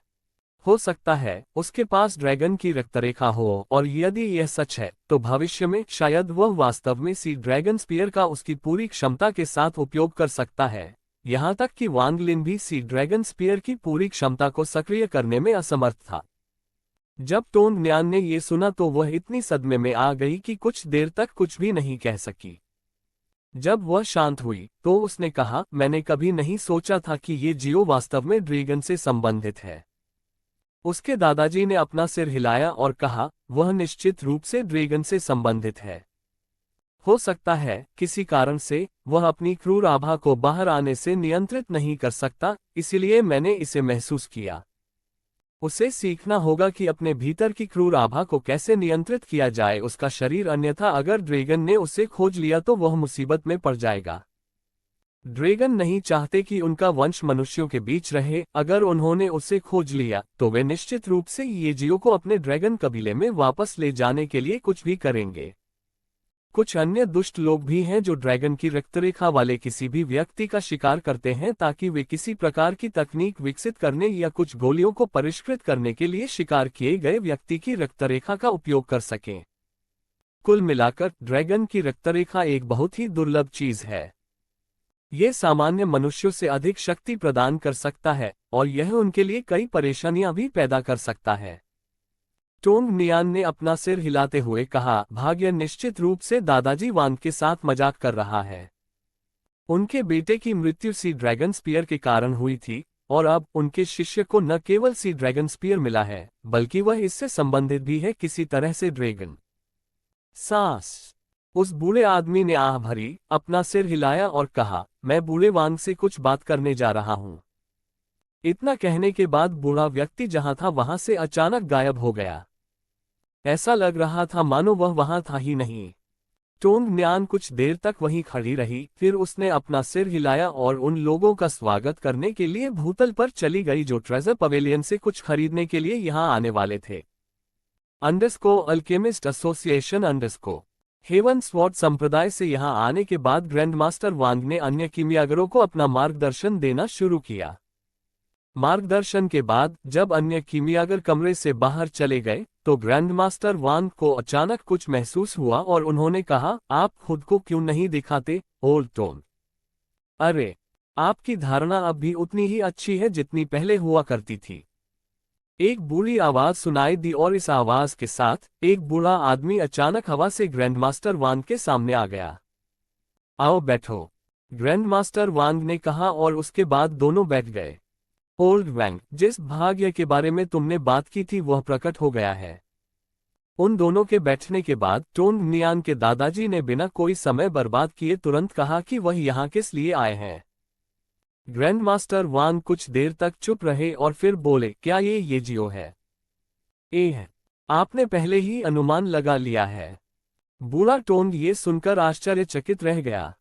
ग्रैंडमास्टर वांग ने अपना सिर हिलाया और धीमी आवाज में कहा, मैं ही वह व्यक्ति था जिसने उसे भाले का उपयोग करने की सलाह दी थी। बस उस समय मुझे नहीं पता था कि वह सी ड्रैगन स्पीयर को चुनेगा। भाग्य। इस समय दोनों ने आह भरी। मैं यहाँ एक और चीज के लिए हूँ। बूढ़े आदमी टोंग ने ग्रैंडमास्टर वांग की ओर देखते हुए कहा, क्या? मुझे लगता है कि आप पहले ही समझ चुके हैं कि ये जियाओ ड्रैगन से संबंधित है ना? बूढ़े आदमी टोंग ने गहरी आवाज में कहा, क्या आप मुझे उसके शरीर से हमेशा निकलने वाली ड्रैगन आभा को नियंत्रित करने के लिए मार्गदर्शन करने के लिए कह रहे हैं? तो तुम्हें भी इसका एहसास हो गया है। ये जियो अलग है। वह ड्रैगन से संबंधित है, उन जड़ी बूटियों के बारे में जानता है जो एजियोर स्काई महाद्वीप में लाखों वर्षों से विलुप्त हो चुकी हैं, और उसके बारे में कई और चीजें हैं जो उसे कुछ हद तक रहस्यमय बनाती हैं। मुझे लगता है वह कुछ समय बाद ड्रैगन की आभा को अपने आप नियंत्रित कर सकता है। ग्रैंडमास्टर ने लंबी सांस लेते हुए कहा। जब बूढ़े टोंग ने यह सुना तो वह थोड़ा आश्चर्यचकित हुआ। फिर वह खड़ा हो गया और बोला, मैं जा रहा हूं। इंतजार। जब वह जाने वाले थे तो ग्रैंडमास्टर वांग ने उन्हें इंतजार करने के लिए कहा। बूढ़े आदमी टोंग ने मुड़कर ग्रैंडमास्टर वांग की ओर देखा, उनके कहने का इंतजार कर रहा था कि वह क्या कहने वाला था। अब से 1 महीने बाद मैं चुने हुए उम्मीदवारों को गुप्त क्षेत्र के लिए ग्रैंड जिया साम्राज्य में ले जाऊंगा। गुप्त क्षेत्र के संबंध में मामला खत्म होने के बाद मुझे लगता है कि हमें निचले क्षेत्र को छोड़ देना चाहिए। ग्रैंडमास्टर वांग ने कुछ देर बाद कहा। अध्याय 147 समुद्री ड्रैगन उतरता है। बूढ़े आदमी टोंग ने ग्रैंडमास्टर वांग की ओर देखा और कहा, आप अभी भी अपनी चोटों से उबर नहीं पाए हैं, अन्यथा आपकी खेती भी वापस अपने चरम पर पहुंच गई होती। आप कैसे निर्णय ले सकते हैं? ओल्ड टोंग, आप नहीं समझे, मुझे विश्वास है कि मैं अधिकतम 4 महीनों में अपने चरम पर पहुंच सकता हूं। ग्रैंडमास्टर वांग ने अपना वाक्य बीच में ही काटते हुए कहा। आह, ठीक है, तो आपके शिष्य के बारे में क्या? मुझे लगता है कि एजियो स्काई महाद्वीप के शिखर तक पहुंचने में उसे अधिकतम 10 साल लगेंगे। जब वह ऊपरी क्षेत्र में चढ़ जाएगा तो मैं उससे वहां मिलूंगा।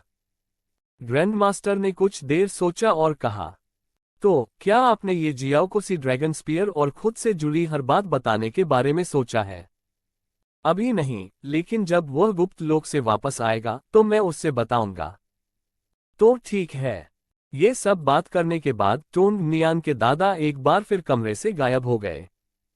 दूसरी ओर ये जियाओ उस सराय में पहुंचा जहां उसने पहले से ही एक कमरा किराए पर ले रखा था। वह सीधे अपने कमरे में गया, दरवाजा बंद किया और स्वर्गीय मोती में प्रवेश किया। फिर वह 9 स्टोरी पैगोडा की पहली मंजिल पर गया और गोल्डन ब्रिक पर अपना खून गिरा दिया।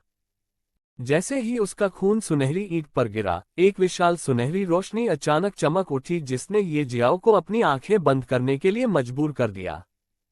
उसे तुरंत अपने दिमाग में कुछ जानकारी उभरती हुई महसूस हुई। उन्होंने उस जानकारी को पढ़ा और तुरंत उत्साहित हो गए। सोने की ईंट पहाड़ जितनी बड़ी हो सकती है और धूल के कण जितनी छोटी भी हो सकती है। आश्चर्य की बात यह थी कि जब ये छोटा हो जाएगा तो इसका वजन उतना ही रहेगा जितना सामान्य आकार में होगा, लेकिन बड़ा होने पर इसका वजन बढ़ जाएगा। ये सब नहीं था, सबसे आश्चर्यजनक बात यह थी कि मालिक गोल्डन ब्रिक के साथ जुड़ सकते हैं और उनकी सुरक्षा में बड़े अंतर से वृद्धि होगी। अपने मालिक के साथ विलय के बाद यह एक कवच की तरह काम करेगा। ये जियाओ तुरंत बेहद उत्साहित हो गया। फिर उसने सी ड्रैगन स्पीयर निकाला और उसे देखा। वह पहले ही प्राचीन निर्माण भगवान की यादों में विलीन हो चुका था। इसलिए उसने सील तोड़ने का तरीका जानने के लिए सी ड्रैगन स्पीयर को करीब से देखना शुरू कर दिया। लंबे समय तक इसे देखने और प्राचीन संरचना भगवान के साथ विलय से प्राप्त ज्ञान से गुजरने के बाद आखिरकार उसे पता चला कि सी ड्रैगन स्पीयर के पिछले मालिक ने इस पर किस तरह की मुहर लगाई थी। ये वास्तव में थरी स्टाइल लाइफ सील है। अपनी यादों से उसे सील और उसे तोड़ने की विधि के बारे में पता चलता है। इस समुद्र को थरी स्टाइल लाइफ सील कहा जाता था और इसके कुल 3 हिस्से हैं। यदि कोई किसी चीज को थरी स्टाइल लाइफ सील के तीनों हिस्सों से सील कर देता है तो ये सील उस व्यक्ति के जीवन को कीमत के रूप में उपयोग करेगी और उस चीज को सील कर देगी। यदि कोई थरी स्टाइल लाइफ सील को तोड़ना चाहता है तो उसे इस सील के पहले भाग को तोड़ने से शुरुआत करनी होगी। थरी स्टाइल लाइफ सील के पहले भाग को तोड़ने के लिए ये जियो को कम से कम एक रहस्यमय रैंक खजाने का त्याग करने की आवश्यकता थी। जहां तक थरी स्टाइल लाइफ सील के अन्य 2 हिस्सों को तोड़ने की जानकारी का सवाल है, वह अभी भी प्राचीन संरचना भगवान की शेष 2/3 यादों के साथ बंद थी। जब ये जियाओ को सील के पहले भाग को तोड़ने की विधि के बारे में पता चला तो वह तुरंत उदास हो गया। कई कठिनाइयों से गुजरने के बाद आखिरकार उसे एक मिस्टिकल रैंक खजाना मिल गया और अब उसे उस खजाने का त्याग करना होगा ताकि वह थरी स्टाइल लाइफ सील के पहले भाग को तोड़ सके। भले ही उसका दिल दुख रहा था, ये जियाओ ने निर्णय लेने में संकोच नहीं किया। उसने गोल्डन ब्रिक का त्याग करने का फैसला किया ताकि वह थरी स्टाइल लाइफ सील के पहले हिस्से को तोड़ सके जो उसके पिछले मालिक द्वारा सी ड्रैगन स्पीयर पर लगाया गया था। आखिरकार भले ही रहस्यमय रैंक के खजाने बहुत दुर्लभ, शक्तिशाली और अमूल्य हैं, फिर भी वे किसी भी तरह से टॉप ग्रेड अमर रैंक हथियार जितने महत्वपूर्ण नहीं थे। ये जियो ने प्राचीन संरचना वाले भगवान की यादों से प्राप्त ज्ञान के अनुसार थरी स्टाइल लाइफ सील के पहले भाग को अनलॉक करके प्रक्रिया शुरू की। बूम! कुछ ही समय बाद 9 स्टोरी पैगोडा की पहली मंजिल पर एक विस्फोट के बाद गोल्डन ब्रिक हमेशा के लिए गायब हो गई। जहां तक सी ड्रैगन स्पीयर का सवाल है, इसमें बदलाव शुरू हो गया। ये जियाओ ने इसे एक बहुत ही सुंदर भाले में परिवर्तित होते देखा। पहले ये सामान्य नीले भाले की तरह दिखता था, लेकिन अब सी ड्रैगन स्पीयर पर एक ड्रैगन की छवि दिखाई देती है, जिससे भाले की सुंदरता बढ़ जाती है। सी ड्रैगन स्पीयर के परिवर्तन के साथ ये जियो को एक बार फिर इसके बारे में कुछ नई जानकारी प्राप्त हुई। सी ड्रैगन उतरता है, पहली शैली, लहरों के हाथ। ये जियो ये देखकर आश्चर्यचकित रह गया कि सी ड्रैगन स्पीयर पर लगाए गए थरी स्टाइल लाइफ सील के पहले भाग को तोड़ने के बाद उसे जो मिला, वह एक मार्शल आर्ट तकनीक थी जिसे वह भाले से निष्पादित कर सकता था। उन्हें जो जानकारी मिली, उससे उन्हें ये भी पता चला कि सी ड्रैगन डिसेंट्स की 4 शैलियां थीं।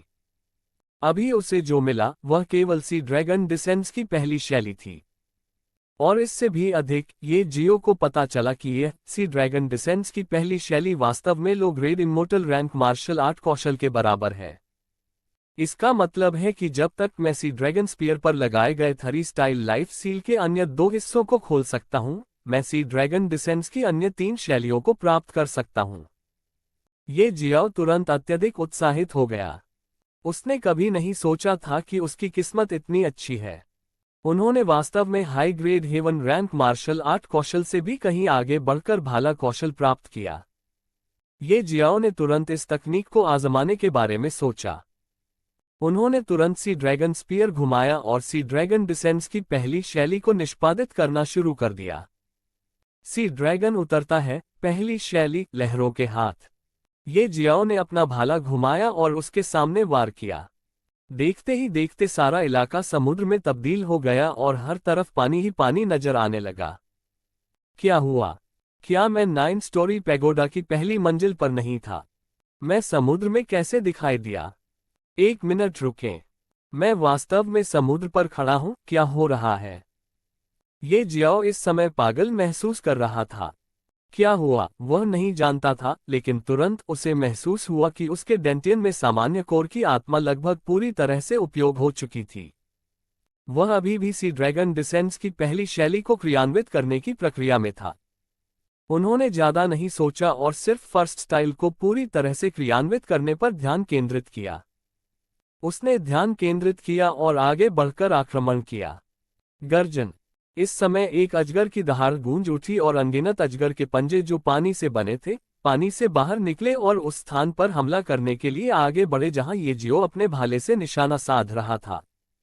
इससे पहले कि ये जियाओ देख पाता कि आगे क्या हुआ, उसकी दृष्टि धुंधली हो गई।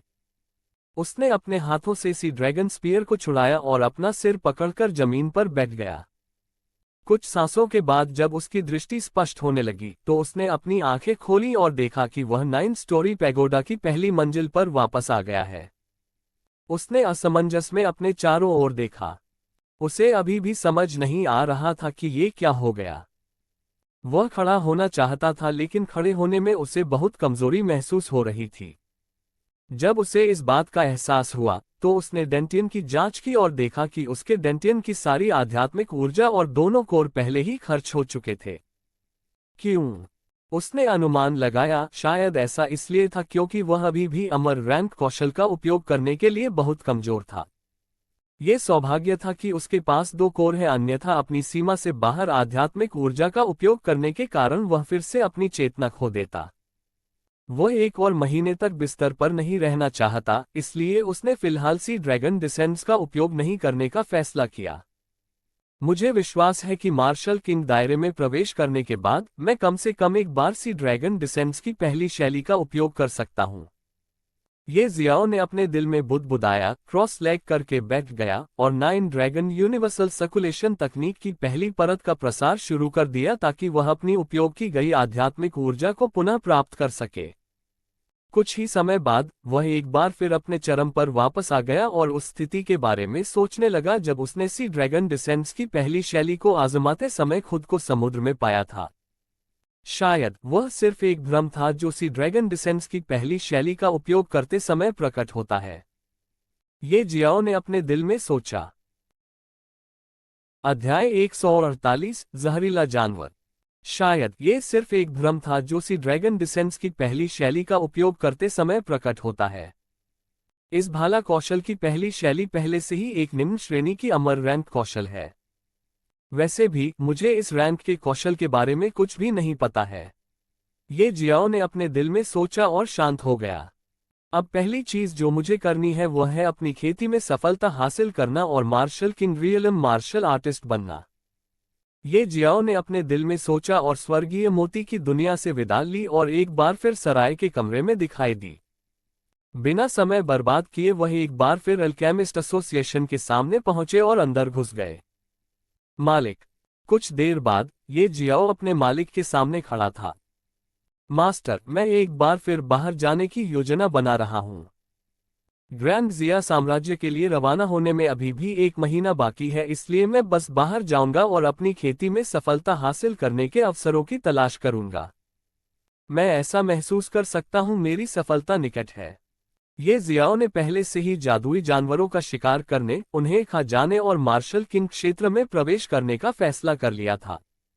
जब ग्रैंडमास्टर वांग ने ये सुना तो उन्होंने अपना सिर घुमाया और अपना दाहिना हाथ ये जियो की ओर बढ़ाया। उसके हाथ पर एक गोली की शीशी थी।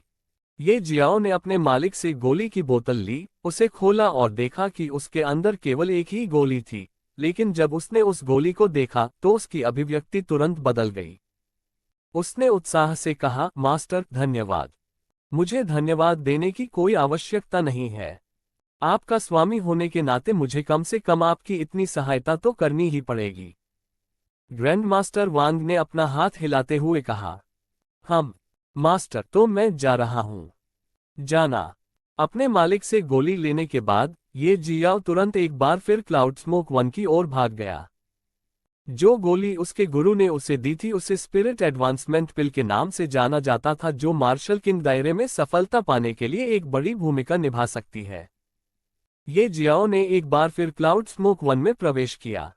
वह नहीं रुका और रास्ते में आने वाले हर जादुई जानवर को नजरअंदाज करते हुए जंगल की ओर भागता रहा। यदि वह मार्शल किंग दायरे में प्रवेश करना चाहता है तो उसे कम से कम 5वें गाढ़े जादुई जानवर को खाना होगा। 5वीं कक्षा के जादुई जानवरों से कमजोर जादुई जानवर अब उसकी कोई मदद नहीं कर रहे थे, लेकिन उसने फिर भी 2 या 3 चौथी श्रेणी के जादुई जानवरों का शिकार किया और इसे लिटिल येलो के लिए स्वर्गीय मोती में संग्रहित किया। जी लगभग 1 सप्ताह की खोज के बाद जब ये जियाओ पेड़ के नीचे आराम कर रहा था तो उसे अचानक एक बहुत ही अजीब आवाज सुनाई दी। ये जियाओ ने सामान्य दिशा का अनुमान लगाया और उस अजीब ध्वनि के स्रोत की ओर चलना शुरू कर दिया। जब वह उस स्थान पर पहुंचा जहां से उसने वह अजीब आवाज सुनी थी तो उसने देखा कि वहां एक गुफा थी जो भूमिगत हो रही थी। अगर ये जियाओ ने अजीब आवाज नहीं सुनी होती तो वह इस गुफा को नहीं ढूंढ पाता, क्योंकि यह झाड़ियों के बीच छिपी हुई थी। जब उन्होंने गुफा में प्रवेश किया तो उन्हें एहसास हुआ कि उनके विचार अभी भी काफी सरल थे। अंदर की रोशनी बहुत धीमी थी। निस्संदेह मार्शल खेती के लिए इस प्रकाश की समस्या इतनी बड़ी समस्या नहीं थी। एक बार जब कोई कीवी संक्षेपण क्षेत्र में पहुंच जाता है तो उनकी इंद्रियां स्वचालित रूप से पहले की तुलना में बहुत तेज हो जाती हैं। भले ही प्रकाश थोड़ा कमजोर हो, वे स्पष्ट रूप से देख पाएंगे। हाँ, अंधेरा हो तो और बात थी। खैर, कमजोर रोशनी उतनी महत्वपूर्ण नहीं थी। वास्तव में सबसे डरावना हिस्सा खतरनाक वातावरण था। जी अचानक ये जियाओ ने एक बार फिर वह अजीब आवाज सुनी। पहले जो आवाज उसने बाहर सुनी थी उसकी तुलना में इस बार यह आवाज सुनने में कई गुना ज्यादा अजीब और डरावनी लग रही थी। इससे ये कहा जा सकता है कि यहाँ उनका हर कदम खतरे से भरा होता था। जी ये जियाओ ने एक बार फिर वह अजीब आवाज सुनी, लेकिन इस बार वह घबरा गया क्योंकि उसने यह आवाज बिल्कुल अपनी पीठ के पीछे से सुनी थी। दिव्य ड्रैगन के पंख। इसके बारे में और अधिक सोचे बिना उसने तुरंत स्वर्ग भक्षण करने वाले दिव्य ड्रैगन की क्षमता का उपयोग किया, क्योंकि उसकी पीठ से पंखों की एक सुंदर जोड़ी निकली। उसने अपने पंख फड़फड़ाए और तुरंत बहुत तेज गति से आगे की ओर उड़ गया। ये गुफा छोटी और संकरी थी, इसलिए वह हवा में उड़ने में असमर्थ था। स्विश जैसे ही वह चकमा दिया उसने देखा कि जहां वह पहले खड़ा था वहां नीली रोशनी की 2 धाराएं चमक रही थीं। जब उसकी नजर जमीन पर पड़ी नीली चीज पर पड़ी तो पता चला कि वह जहर है। उसने अपना सिर उठाया और एक 2 मीटर बड़ा जहरीला कीट देखा जिसके शरीर के चारों ओर एक काला आवरण था। इसकी पीठ पर पंखों का एक जोड़ा भी था। 5वीं कक्षा का एक जादुई जानवर जो 6ठी कक्षा में आगे बढ़ने वाला है। ये जियाओ ने उस जादुई जानवर को देखा और ये देखकर आश्चर्यचकित रह गया कि यह वास्तव में 5वीं कक्षा का जादुई जानवर था जो 6ठी कक्षा में आगे बढ़ने वाला था। उस जादुई जानवर ने अपनी पीठ के पीछे अपने पंख फड़फड़ाए और तेजी से ये जियाओ की ओर बढ़ने लगा। इसकी गति इतनी तेज थी कि जब ये जियाओ को इसकी हड्डी भेदी तीव्रता महसूस हुई तभी उसने कोई प्रतिक्रिया व्यक्त की। इतनी तेज गति, यह आदमी! अपने पंखों के एक और फड़फड़ाहट के साथ ये जियाओ ने तुरंत खुद को इस अजीब जादुई जानवर से दूर कर लिया। यह एक अजीब जहरीला जानवर था। इसकी सतह पर कवच विशेष रूप से कठोर लग रहा था। ये जियाओ ने इस जादुई जानवर को मारने और उसे खा जाने के तरीकों के बारे में सोचना शुरू कर दिया। ड्रैगन के पंजे। जब उसे कोई रास्ता नहीं सूझा तो उसने इस विचित्र जानवर से आमने सामने लड़ने का फैसला किया। शत्रु के सिर का आकार त्रिकोणीय था। यदि इस आसन का उपयोग हवा में किया जाता तो गति, प्रभाव और भेदन बल अत्यधिक प्रभाव प्राप्त करते। ये सौभाग्य की बात थी कि वह इस छोटी और संकरी गुफा के अंदर इस जानवर से लड़ रहा था, अन्यथा उसे यकीन था कि इसकी गति के साथ अगर वह इससे बाहर लड़ता तो कोई मौका नहीं था कि वह इस अजीब जहरीले जानवर के खिलाफ खड़ा हो सके। जैसे ही ये जियाओ ने अपने हाथों को ड्रैगन के पंजे में बदला, एक गगनभेदी ध्वनि गूंज उठी। उसने जहरीले जानवर को देखा और उसे अचानक अविश्वसनीय गति से बाहर निकलते देखा। श्वा, स्विश! ये जियाओ का मन उन्माद में चला गया। वह इस समय बच नहीं सकता था, इसलिए उसने क्रूरतापूर्वक अपने पंजे काट दिए। बजना। एक महान घंटी बजने की तरह कुछ समय के लिए दोनों के बीच टकराव से तुरंत एक भयानक ध्वनि तरंग उत्पन्न हुई। ये जियाओ को ये जानकर आश्चर्य हुआ कि उसका हमला केवल उसे थोड़ा घायल करने में कामयाब रहा, जबकि वह खुद उड़ गया था। उसने मुंह से खून की उल्टी की अजीब जहरीले जानवर को देखा और बुदबुदाया, ये जानवर! कितना कठिन बचाव है! ये जियाओ के दिल में बेहद सदमा लगा। हालांकि उसकी हालत बहुत खराब थी और वह समय पर बचाव करने में सक्षम नहीं था, लेकिन उसने अपनी लगभग 80% ताकत के साथ अजीब जहरीले जानवर पर हमला किया, लेकिन फिर भी वह केवल उसे थोड़ा घायल करने में सक्षम था। ये जियाओ को भी तुरंत पता चला कि जानवर के शरीर से जो खून निकल रहा था वह वास्तव में हरे रंग का था। इसका मतलब है कि इस जानवर का खून भी जहरीला था। जैसे ही इस जानवर ने अपने घाव पर रिसाव करने के लिए अपना मुंह खोला, समय समय पर उसके मुंह में एक जोड़ी जहरीले दांत दिखाई देने लगे। ठंडी चमक के साथ दांतों से जहरीले तरल की बूंदें टपकने लगीं, जिससे आसपास के पौधे नष्ट हो गए और वे जहरीले पानी में बदल गए। ये जानवर बेहद जहरीला है और इसकी गति भी अविश्वसनीय रूप से तेज है। इतना ही नहीं, बल्कि इसकी रक्षात्मक शक्ति भी भयानक है। इसके अलावा मेरी 80% ताकत के साथ मेरा हमला केवल इसे थोड़ा घायल करने में सक्षम था। इस जहरीले सांप की विशेषताओं के बारे में सोचते हुए ये जियाओ का चेहरा उदास हो गया, क्योंकि वह इस समय बेहद गंभीर हो गया था। उसने अपनी स्थानिक अंगूठी से तलवार निकाली। उसने सी ड्रैगन स्पीयर को बाहर नहीं निकाला क्योंकि वह अपनी वर्तमान ताकत के साथ इसका उपयोग करने में असमर्थ था। उन्होंने ये भी अनुमान लगाया कि यदि वह सी ड्रैगन स्पीयर का उपयोग करना चाहते हैं तो उन्हें पहले अपनी सफलता हासिल करनी होगी और martial king realm martial artist बनना होगा। जैसे ही ये जियाओ ने तलवार निकाली, जहरीला जानवर एक बार फिर बाहर निकल गया। इस बार उसकी गति और भी अधिक चौंकाने वाली थी। वह अपने साथ एक भयंकर हरा जहर बाण लेकर आई जो उसके मुंह से फूट गया। ये जियाओ ने अपने ड्रैगन पंख फड़फड़ाए और जहरीले जानवर के जहर के हमले से बचते हुए पीछे की ओर उड़ गया। फिर उसने एक बार फिर अपने पंख फड़फड़ाए और आगे की ओर उड़ गया। उसकी और उस जहरीले जानवर की गति के कारण वे दोनों लगभग एक पल में ही एक दूसरे के सामने आ गए। ये जियाओ ने अपनी पूरी ताकत से जहरीले जानवर के सिर पर अपनी तलवार से वार किया। बजना। धातु के टकराने की आवाज उसके आसपास तक फैल गई। अध्याय 149 मार्शल किंग क्षेत्र। जब ये जियाओ और जहरीला जानवर दोनों एक पल में एक दूसरे के सामने आ गए तो ये जियाओ ने अपनी पूरी ताकत से जहरीले जानवर के सिर पर अपनी तलवार मार दी। बजना। धातु के टकराने की आवाज उसके आसपास तक फैल गई। चूंकि ये जियाओ ने पहले अपनी तलवार से हमला किया, इसलिए जहरीले जानवर को हमला करने का मौका नहीं मिला। सर्र। जब उसकी तलवार जहरीले जानवर के सिर पर लगी तो उसके सिर से हरा खून फव्वारे की तरह फूट पड़ा। जी। ये जियाओ हवा में उछला और वापस उड़ गया। उसकी तलवार अभी भी जहरीले जानवर के सिर में फंसी हुई थी। इसके कुछ ही समय बाद ये जियाओ ने एक चौंकाने वाला दृश्य देखा। उसकी तलवार का जो हिस्सा जहरीले जानवर के सिर में फंस गया था वह वास्तव में भयानक जहर के कारण पिघल गया था। उस भयानक विष ने तेजाब का काम किया और तलवार का दूसरा हिस्सा जल्द ही जमीन पर गिर जाता है। ये जहर बहुत चौंकाने वाला है। ये जियाओ के पास कल्पना करने का कोई तरीका नहीं था कि इस जानवर का जहर वास्तव में कितना शक्तिशाली है। यदि तलवार की जगह वह होता तो उसका क्या होता? वह जहरीले जानवर के जहर के डर से कांपने से खुद को नहीं रोक सका। जी स्विश! जहरीले जानवर ने एक बार फिर अपने पंख फड़फड़ाए और अपने मुंह से जहर का तीर उगलते हुए गुस्से में ये जियाओ की ओर उड़ गया। ये जियाओ भी उसी तलवार के समान एक और तलवार निकालते हुए उसकी ओर उड़ गया, जो अभी अभी पिघली थी। मूल रूप से उसे म्यू चेन की कब्र से एक जोड़ी तलवार मिली थी।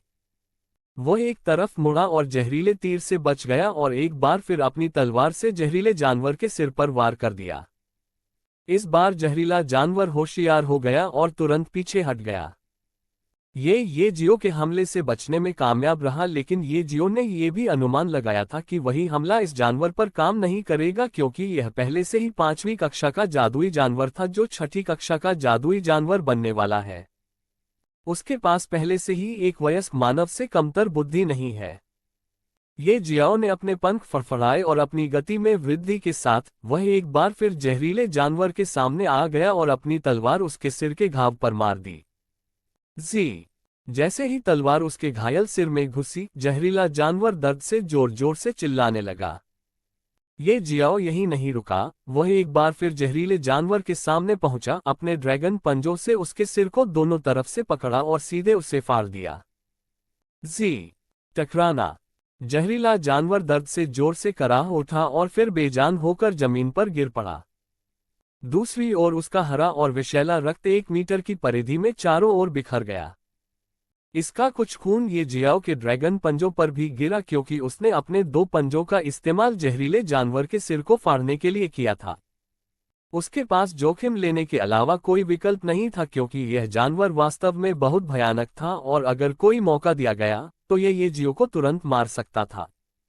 इसलिए क्योंकि वह इस जानवर से सावधान था, उसने जोखिम उठाया और उसका सिर फाड़ दिया।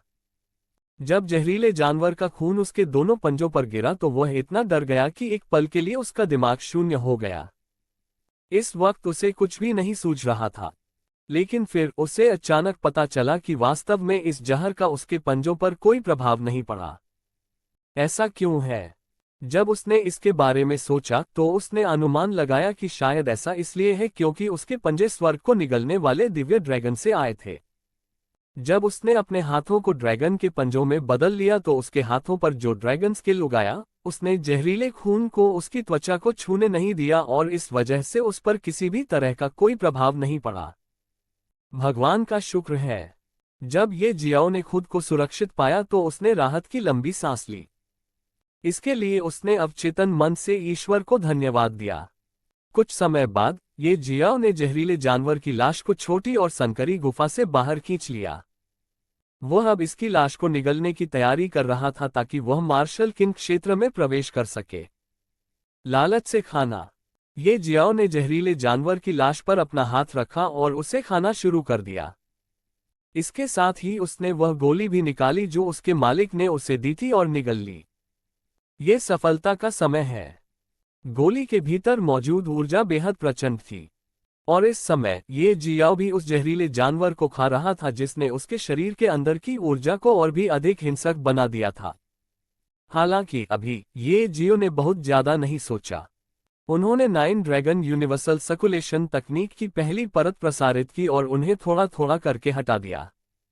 एक बार थोड़ी मात्रा में ऊर्जा निकलने के बाद उन्होंने ऊर्जा को अपने पेट में अवशोषित करना शुरू कर दिया और परिष्कृत करना शुरू कर दिया। यदि यह एक सामान्य व्यक्ति होता तो ऐसा कुछ करना बिल्कुल अकल्पनीय होता, क्योंकि इस समय उसके शरीर के भीतर की ऊर्जा वास्तव में बहुत भयानक थी। यदि एक सामान्य व्यक्ति ने ये जियाओ की तरह इसे अवशोषित कर लिया होता तो ये बहुत संभव था कि केवल एक ही कतरा उनके शरीर को पूरी तरह से नष्ट कर देता। लेकिन इससे ये जियाओ पर ज्यादा प्रभाव नहीं पड़ा क्योंकि उन्होंने 9 ड्रैगन यूनिवर्सल सर्कुलेशन तकनीक की पहली परत प्रसारित की जो एक अज्ञात रैंप तकनीक है। इसके साथ ये जियाओ न केवल इस हिंसक ऊर्जा को अवशोषित करने में सक्षम था, बल्कि वह इसे परिष्कृत करने में भी सक्षम था। उन्होंने एक कण भी बर्बाद नहीं किया क्योंकि उन्होंने हिंसक ऊर्जा को वश में किया और इसे परिष्कृत किया ताकि यह उनकी खेती को बढ़ा सके। ऐसी स्थिति में ये जियाओ की खेती तेजी से बढ़ने लगी। हालांकि वह पहले से ही peak 9th stage origin core realm martial artist था और मार्शल किंग रियलम से सिर्फ आधा कदम दूर था, फिर भी यह आधा कदम उठाना बहुत कठिन था। ओरिजिन कोर दायरे से मार्शल किंग दायरे तक जाने के लिए किसी को एक ऐसी प्रक्रिया का अनुभव करना होगा जो कोर से फूटने वाली नदी की तरह है। बूम! एक विस्फोट के साथ ये जियाओ के डेंटियन का सामान्य कोर फट गया और उसके डेंटियन के भीतर की सारी आध्यात्मिक ऊर्जा तबाही मचाने लगी। विस्फोट के साथ ही ये जियाओ की आभा तेजी से बढ़ गई। ये बहुत तेज था और यह बिल्कुल चौंकाने वाला था। आह! ये जियाओ दर्द से कराह उठा लेकिन वह फिर भी नहीं रुका और अपनी पूरी ताकत से 9 ड्रैगन यूनिवर्सल सर्कुलेशन तकनीक की पहली परत को प्रसारित करना शुरू कर दिया, जिससे उसका दर्द थोड़ा कम हो गया। जहां तक ये जियाओ की आभा का सवाल है, उसकी ताकत बढ़ने के साथ साथ यह कई गुना बढ़ गई थी। वह एहसास मार्शल किंग क्षेत्र के करीब पहुंचने का था। एक और कदम के साथ वह अपने रास्ते में आने वाली बाधा को पार कर सकता है और एक मार्शल किंग बन सकता है। अचानक केंद्र के रूप में ये जियो के साथ कई हजार मील के भीतर आत्मा ऊर्जा, जैसे कि उन्हें बुलाया गया था, तेजी से ये जियो के शरीर की ओर बढ़ने लगी और उसके चारों ओर इकट्ठा होने लगी। उस क्षण उसकी आभा पहले से स्पष्ट रूप से भिन्न थी।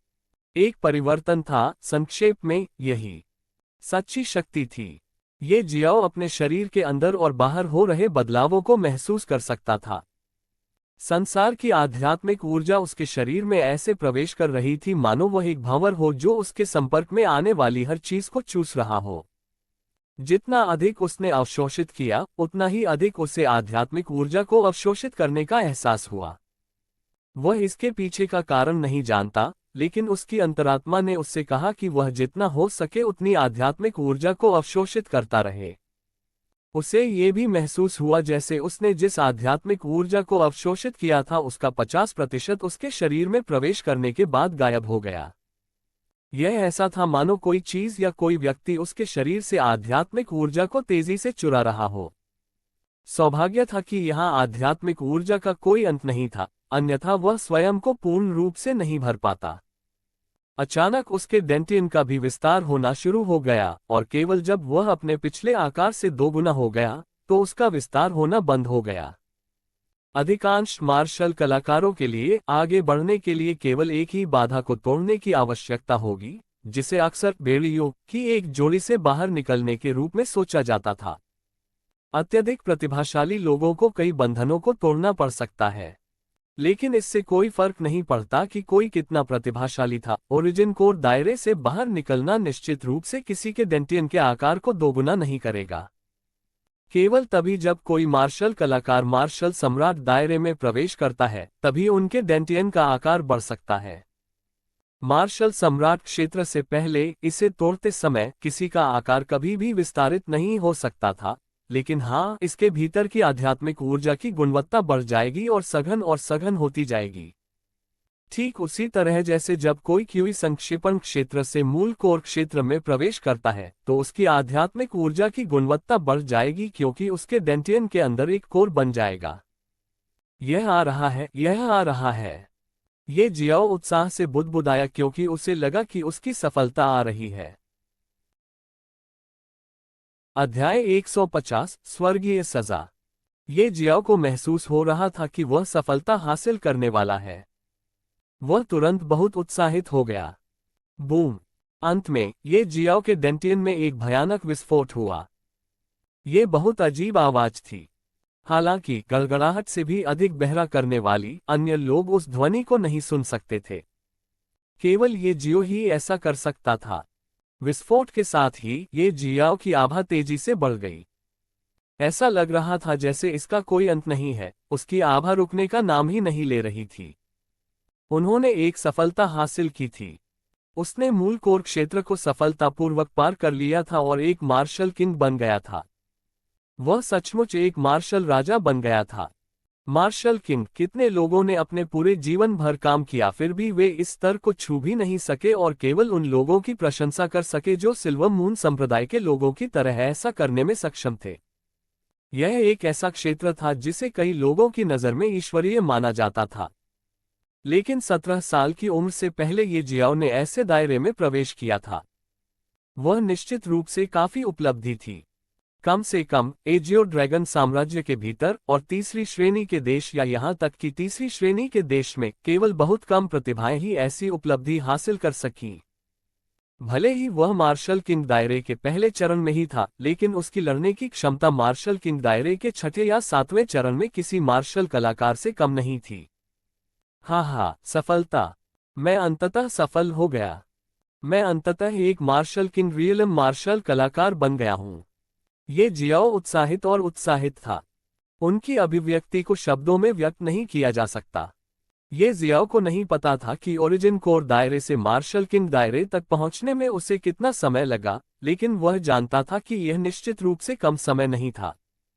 हालांकि आज की सफलता में कुछ हद तक किस्मत भी थी, लेकिन इस बात से इनकार नहीं किया जा सकता कि ये जियाओ ने उस सफलता के बदले अपनी कड़ी मेहनत की थी। जब वह खड़ा हुआ और अपने डेंटियन की जांच करने वाला था, तो मूल रूप से धूप और बादल रहित आकाश तुरंत गहरे काले बादलों से काला हो गया। गड़गड़ाहट हुई और बिजली चमकी। हजारों मील के भीतर सब कुछ पूरी तरह से अंधकार में हो गया। क्या चल रहा है? ये जियाओ पूरी तरह से भयभीत था। उसे एहसास हुआ कि वे सभी काले बादल एक विशाल भंवर की तरह थे और भंवर का केंद्र उसके ठीक ऊपर था। ऐसा लग रहा था कि यह उस पर भावहीन रूप से ध्यान केंद्रित करने वाली एक विशाल राक्षसी आंख से ज्यादा कुछ नहीं है। उसी समय एक भयानक विनाशकारी इच्छा उस पर हावी हो गई। ये जियाओ को तुरंत एहसास हुआ कि वह भंवर का केंद्र बनने से बचने में असमर्थ था, क्योंकि जब वह आगे बढ़ा तो उसने देखा कि उसके ऊपर का बादल भी उसके साथ चला गया। जब उसने आकाश में अधिक से अधिक काले बादलों को इकट्ठा होते देखा तो वह मन ही मन कोसने लगा। आकाश के भीतर बिजली धीरे धीरे काले बादलों के केंद्र में एकत्रित हो गई। क्या यह मुझ पर प्रहार करेगा? भले ही ये जियाओ मूर्ख था, फिर भी वह भविष्यवाणी करने में सक्षम होगा कि क्या होने वाला है। वह पागलों की तरह संघर्ष करता रहा, परंतु ऐसा प्रतीत होता था जैसे आकाश में गरजने वाले बादल ने उसे अपना शत्रु समझ लिया हो। उनके सर्वोत्तम प्रयासों के बावजूद उनका शरीर उनके ऊपर के वज्र बादल को हिलाने में असमर्थ था। अचानक उस पर भारी दबाव आ गया। यह इतना भयानक था कि वह अब 1 इंच भी हिलने में असमर्थ था। उसके पैर के नीचे का विशाल पत्थर टूट गया। इतना मजबूत शिलाखंड वास्तव में दबाव सहन करने में असमर्थ था। ये जियाओ डर से कांपने के अलावा कुछ नहीं कर सका। उसने भागने की कोशिश की, लेकिन उसे ऐसा लगा मानो पूरा पहाड़ उसे हर दिशा से कुचल रहा हो। वह केवल बहुत ही सीमित गतिविधियां कर सका और भागने में भी असमर्थ था। यह आसमान में वह कौन सी चीज है? यह मुझे क्यों दबा रही है? यह मुझे दबाने की कोशिश क्यों कर रही है? ये जियाओ समझ नहीं पा रहा था कि क्या हो रहा है। अचानक उसके सामने जो दृश्य आया उसे देखकर वह घबरा गया। ये स्वर्गीय दंड है। आप भागने में असमर्थ हैं। विरोध करने के लिए अपनी पूरी ताकत इकट्ठा करें। यदि आप इसका विरोध करने में सक्षम हैं, तो आप न केवल एक भयानक ताकत हासिल करने में सक्षम होंगे, बल्कि आप 9 की दूसरी परत की खेती भी शुरू कर सकते हैं। ड्रैगन यूनिवर्सल सर्कुलेशन तकनीक। जैसा कि ये जियाओ अपने दिल में बेतहाशा कोस रहा था और अविश्वसनीय रूप से चिंतित था, अचानक लॉन्ग चेन के कानों में एक आवाज गूंजी। स्वर्ग भक्षण करने वाला दिव्य ड्रैगन। ये जियाओ को लगा कि यह आवाज उसके दिमाग से आ रही है। जब उसने अपनी चेतना के समुद्र में जांच की, तो उसने देखा कि स्वर्ग को निगलने वाला दिव्य ड्रैगन उसे देख रहा था और यह वही था जिसने उसे स्वर्गीय दंड के बारे में बताया था। आप वास्तव में बात कर सकते हैं। ये जियाओ इतना सदमे में था कि वह थोड़ी देर के लिए स्वर्गीय सजा के बारे में भी भूल गया। स्वर्ग भक्षण करने वाले दिव्य ड्रैगन ने उसकी ओर देखा। इसने उसे कोई जवाब नहीं दिया, बल्कि अपना मुंह खोला और कहा, मनुष्य स्वर्गीय दंड को स्वर्गीय क्लेश भी कहते हैं। स्वर्गीय क्लेश। ये जियाओ ने ये दो शब्द बुदबुदाए और तुरंत कुछ सोचा। उन्होंने आश्चर्य से कहा, क्या स्वर्गीय क्लेश कुछ ऐसा नहीं है जिसका सामना किसी को मार्शल किंग दायरे से मार्शल पूर्वज दायरे में प्रवेश करने के बाद करना पड़ता है? ऐसा क्यों है कि जब मैं मार्शल किंग दायरे का मार्शल आर्टिस्ट बन गया हूं तो मुझे इतनी जल्दी इसका सामना क्यों करना पड़ता है? क्योंकि आप स्वर्गीय मोती के उत्तराधिकारी हैं। क्योंकि भविष्य में केवल आप में ही स्वर्ग को चुनौती देने और यहां तक कि उससे लड़ने की क्षमता होगी। क्योंकि आप स्वर्ग के लिए सबसे बड़ा खतरा बन सकते हैं। इस बार स्वर्ग भक्षण करने वाले दिव्य ड्रैगन ने उसे ऐसे उत्तर दिया मानो वह स्वर्ग का मजाक बना रहा हो। ये जियाओ जैसा छोटा इंसान स्वर्ग के लिए इस हद तक खतरा बन सकता है कि वह उसके बड़े होने से पहले ही उसके अस्तित्व को खत्म कर देना चाहता है। ये जियो को मारना चाहता था। ये जियाओ को भी इस समय ये बात समझ में आ गई और वह तुरंत क्रोधित हो गया। दुनिया में कितने बुरे लोग मौजूद थे और फिर भी स्वर्ग ने उन्हें दंडित करने का फैसला किया। बहुत अनुचित। अपना गुस्सा दूर करते हुए उसने अपना हाथ हिलाया और तुरंत उसके हाथ में एक लंबा नीला भाला आ गया। ये सी ड्रैगन स्पीयर था। उन्होंने 9 ड्रैगन यूनिवर्सल सर्कुलेशन तकनीक की पहली परत प्रसारित की और अपनी शक्ति को उसके चरम पर पहुंचाया। क्या आप मदद करेंगे? ये जियाओ ने स्वर्ग को निगलने वाले दिव्य ड्रैगन को देखा और धीमी आवाज में पूछा। नहीं, इस बार मैं मदद नहीं करूंगा। तुम्हें इस संकट से खुद ही उबरना होगा। इसे ये देखने की परीक्षा भी माना जा सकता है कि तुम उस नियति के लिए योग्य हो या नहीं। स्वर्ग भक्षण करने वाले दिव्य ड्रैगन ने अपना सिर हिलाया और कहा, इस बार क्या तुमने पहले मेरी मदद की थी? और उस नियति के बारे में क्या? तुम जो कह रहे हो मैं उसे समझ क्यों नहीं पा रहा हूं? ये जियाओ ने एक साथ कई प्रश्न पूछे क्योंकि उसे स्वर्ग भक्षण करने वाले दिव्य ड्रैगन द्वारा कही गई कोई भी बात समझ नहीं आई। वह उस स्थिति के बारे में भी नहीं जानता था जहां स्वर्गीय दाओ की आंखें उसे मारना चाहती थीं और यह स्वर्ग भक्षण करने वाला दिव्य ड्रैगन था जिसने उस समय उसे बचाया था। आपको अभी बहुत कुछ जानने की आवश्यकता नहीं है। समय के साथ आप स्वाभाविक रूप से सब कुछ जान जाएंगे। अब जाओ, सामना करो और स्वर्गीय क्लेश पर विजय प्राप्त करो।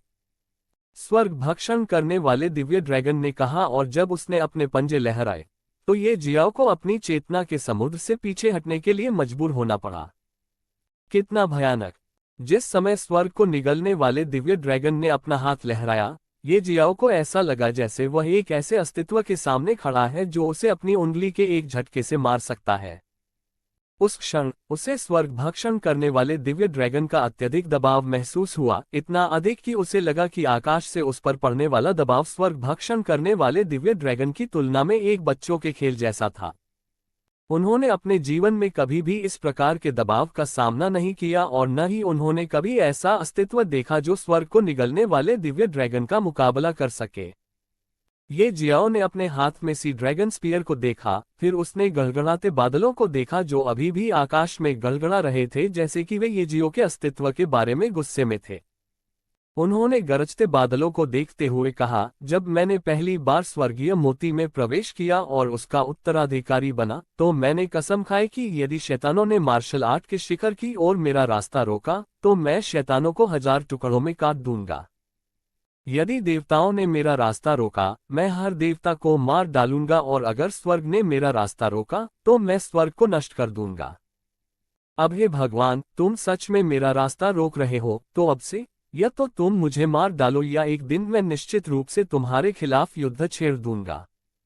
जब ये जियाओ ने ये शब्द कहे तो उसकी आकृति ऐसी लग रही थी मानो वह कोई युद्ध देवता हो जिसने युद्ध लड़ा हो और अनगिनत बार जीवन और मृत्यु के संकट से गुजरा हो। उस वक्त उनका अंदाज कुछ और ही था। वह इतना दबंग लग रहा था कि शब्दों से बयान नहीं किया जा सकता।